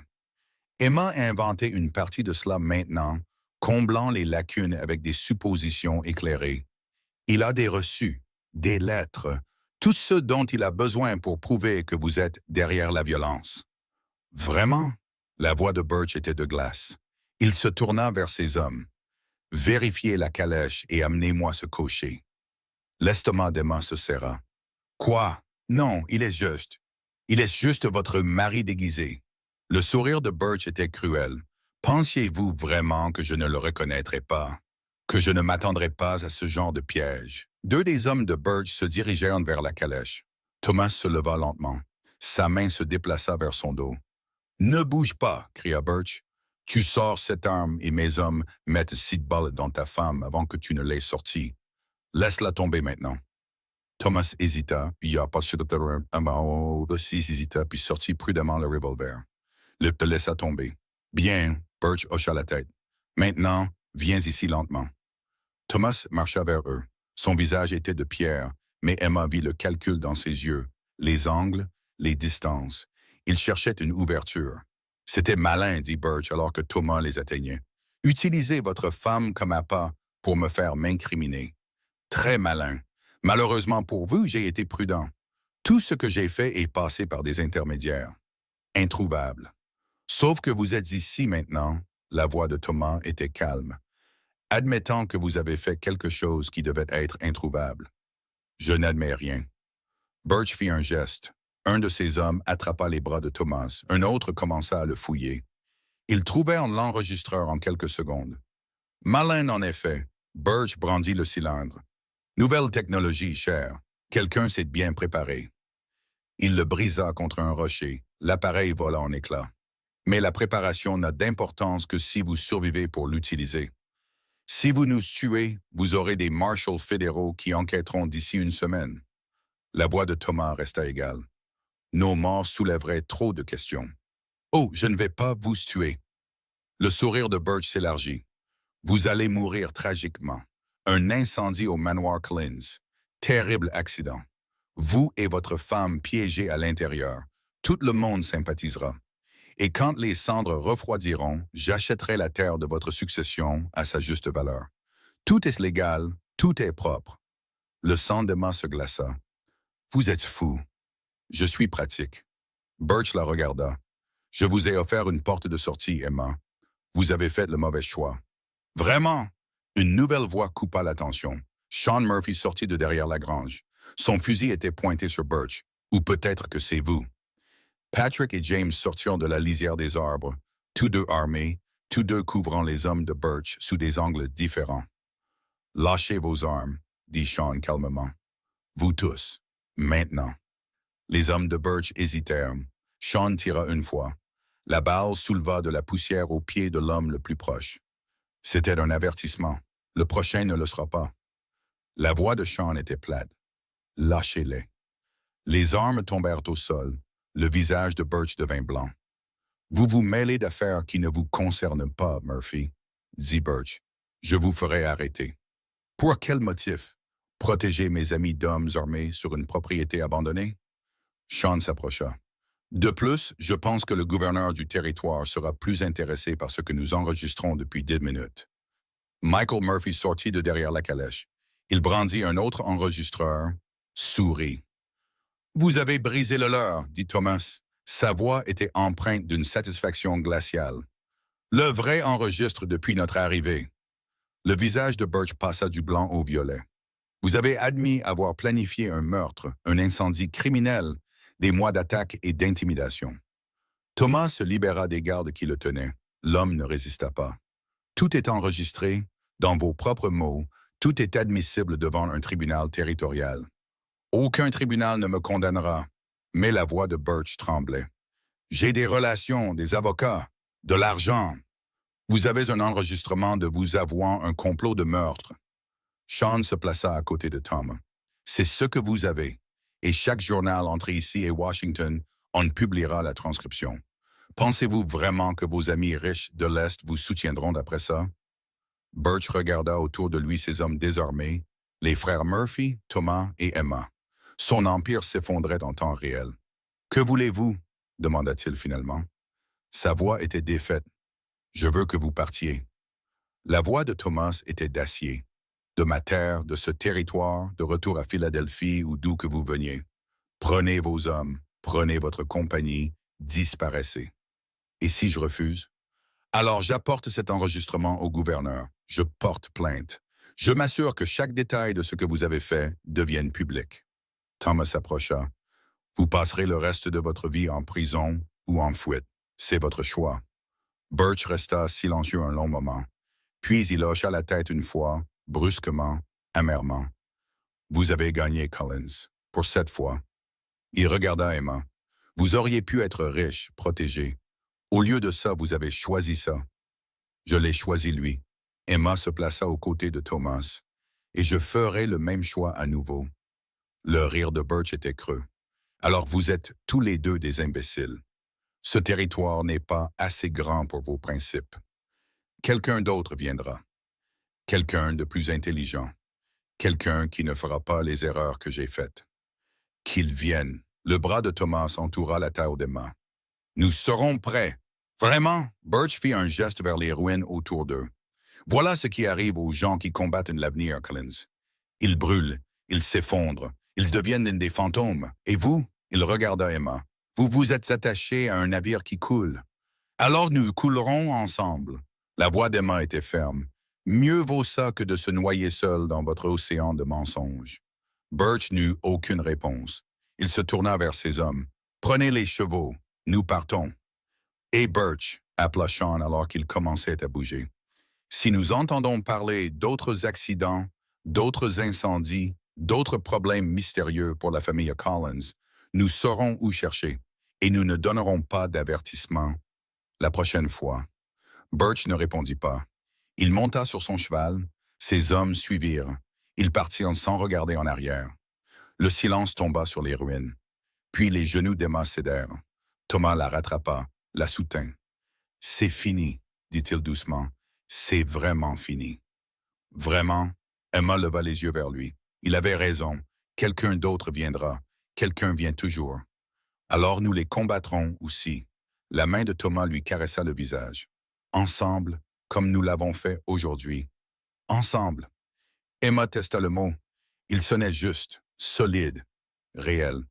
C'est ce que nous sommes maintenant? Je ne sais pas. La voix de Thomas était rauque. Que veux-tu que nous soyons? Emma pensa à la semaine passée. Le mariage forcé, la peur, le danger, les mensonges. Mais elle pensa aussi à l'honnêteté entre eux, au partenariat, à la façon dont Thomas lui avait fait confiance avec ses plans, ses armes, sa vie. Je veux que nous soyons des partenaires. Elle le dit clairement. De vrais partenaires. Pas une couverture, pas une stratégie, de vrais partenaires. Les yeux de Thomas scrutèrent les siens.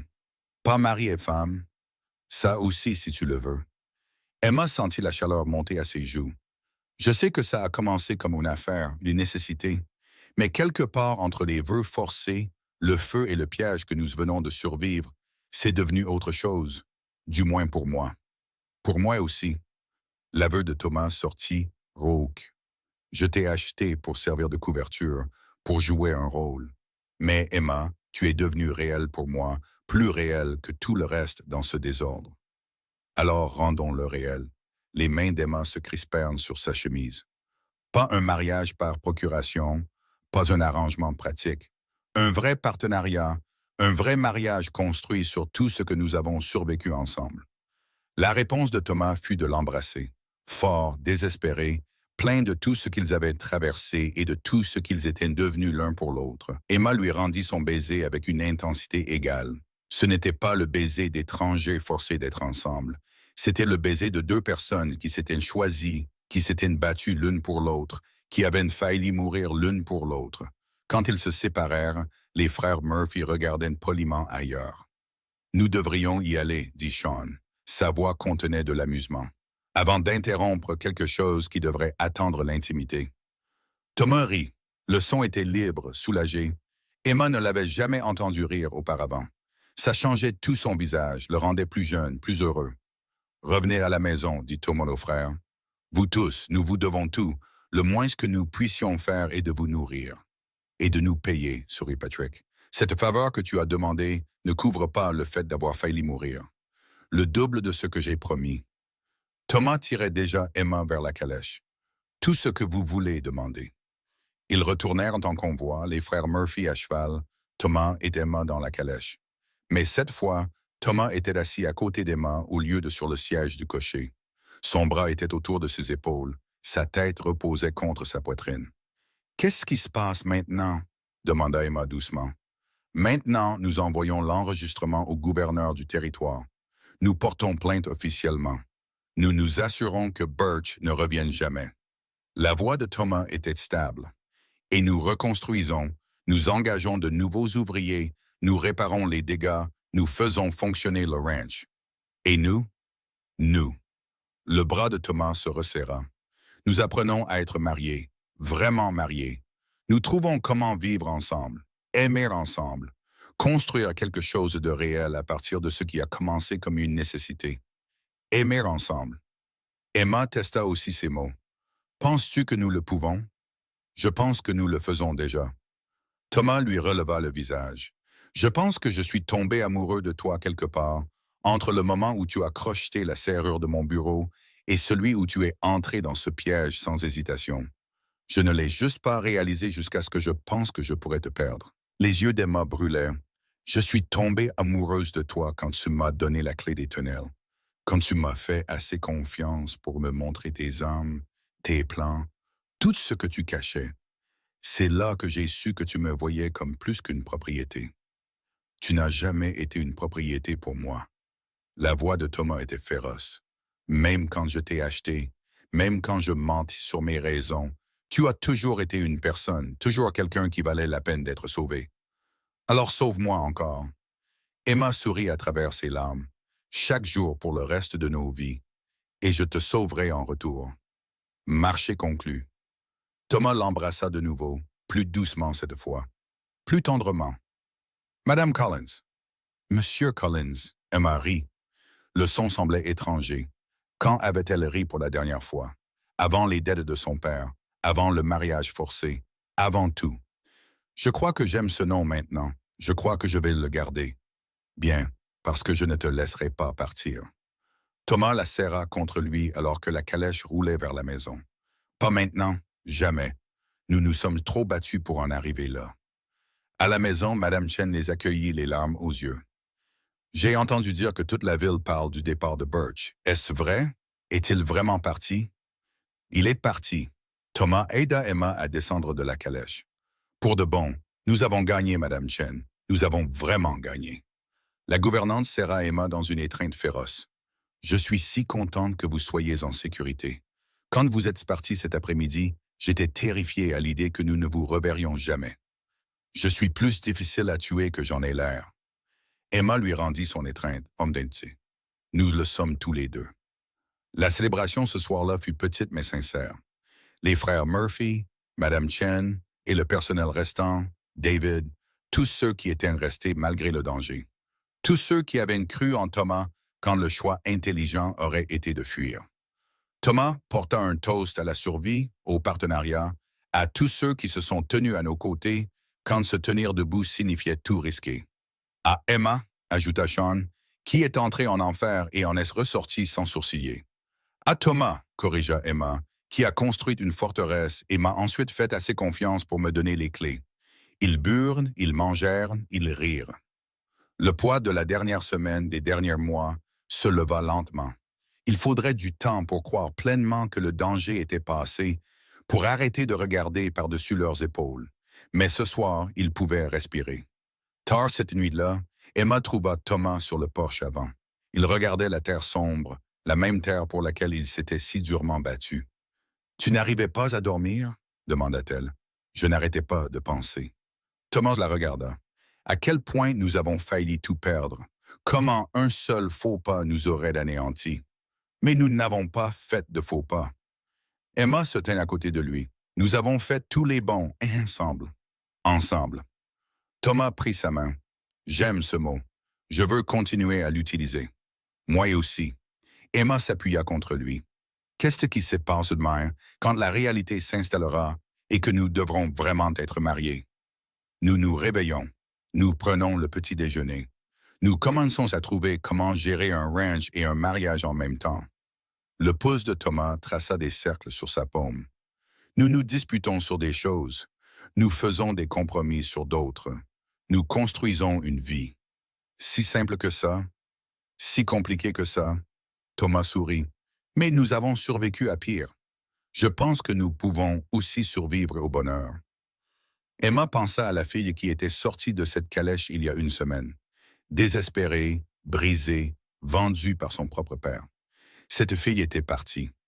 À sa place se tenait une femme qui avait combattu des hommes armés, qui avait tendu un piège à un tueur, qui avait choisi l'amour au milieu de la guerre. « Je ne t'ai jamais remercié, » dit Emma doucement, « de m'avoir sauvé des autres offres de mon père, de m'avoir donné une chance d'avoir quelque chose de mieux. Tu n'as jamais eu besoin de me remercier. » Thomas la rapprocha. « Tu t'es sauvé toi-même, Emma. Tu as crocheté la serrure de mon bureau, tu as exigé la vérité. Tu es entré dans ce piège en sachant que tu pourrais mourir. Tu t'es sauvé toi-même. Je t'ai juste donné l'opportunité. Alors merci pour l'opportunité. » Emma se tourna dans ses bras, leva les yeux vers son visage au clair de lune. Et de m'avoir vu, de m'avoir vraiment vu. Pas comme une propriété, une stratégie ou une commodité, mais comme quelqu'un qui valait la peine de se battre à ses côtés. Qui valait la peine de se battre pour, corrigea Thomas. Qui valait la peine de vivre pour, de construire un avenir avec. Alors construisons-le. Emma se mit sur la pointe des pieds, l'embrassa. En commençant maintenant, en commençant ce soir. Plus d'attente, plus de stratégie. Juste nous. La réponse de Thomas fut de la prendre dans ses bras, de la porter à l'intérieur, de monter les escaliers, jusqu'à sa chambre à lui au lieu de la sienne, parce qu'ils n'étaient plus séparés. Ils n'étaient pas des partenaires forcés ou des époux de convenance. Ils se choisissaient l'un l'autre, pleinement, finalement, librement. La porte se ferma derrière eux. Dehors, la terre s'étendait, sombre et silencieuse. Les menaces s'étaient retirées. Les incendies s'étaient éteints. La guerre était finie. Et à l'intérieur du manoir Collins, deux personnes qui avaient commencé comme des étrangers liés par un contrat devenaient quelque chose que ni l'un ni l'autre n'avaient prévu. Quelque chose de réel, quelque chose qui valait chaque bataille qu'ils avaient menée pour en arriver là.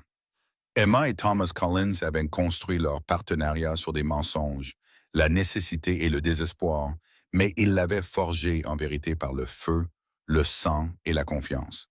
Et ce partenariat, ce mariage, cet amour s'avérerait plus fort que tout l'or enfoui dans la terre, que tout manoir construit sur des secrets, que toute menace qui viendrait chevaucher vers leurs portes. Ils avaient survécu au pire ensemble. Maintenant, ils construiraient le meilleur ensemble. Et aucune puissance du territoire, aucun homme désespéré, aucune compagnie corrompue, aucun plan dangereux ne viendrait jamais se mettre entre ce qu'ils avaient créé à partir des cendres d'un arrangement forcé. Ils avaient commencé comme prisonnières et ravisseurs, acheteurs et achetés, stratégie et couverture. Ils étaient devenus des partenaires de survie, puis des partenaires de combat, et enfin des partenaires dans tous les sens du terme. Et cette transformation, d'un contrat forcé à un amour choisi, valait plus que tout l'or sous le manoir Collins, plus que toute la terre s'étendant à l'horizon, plus que tout ce que l'un ou l'autre avait jamais possédé, perdu ou combattu avant ce moment.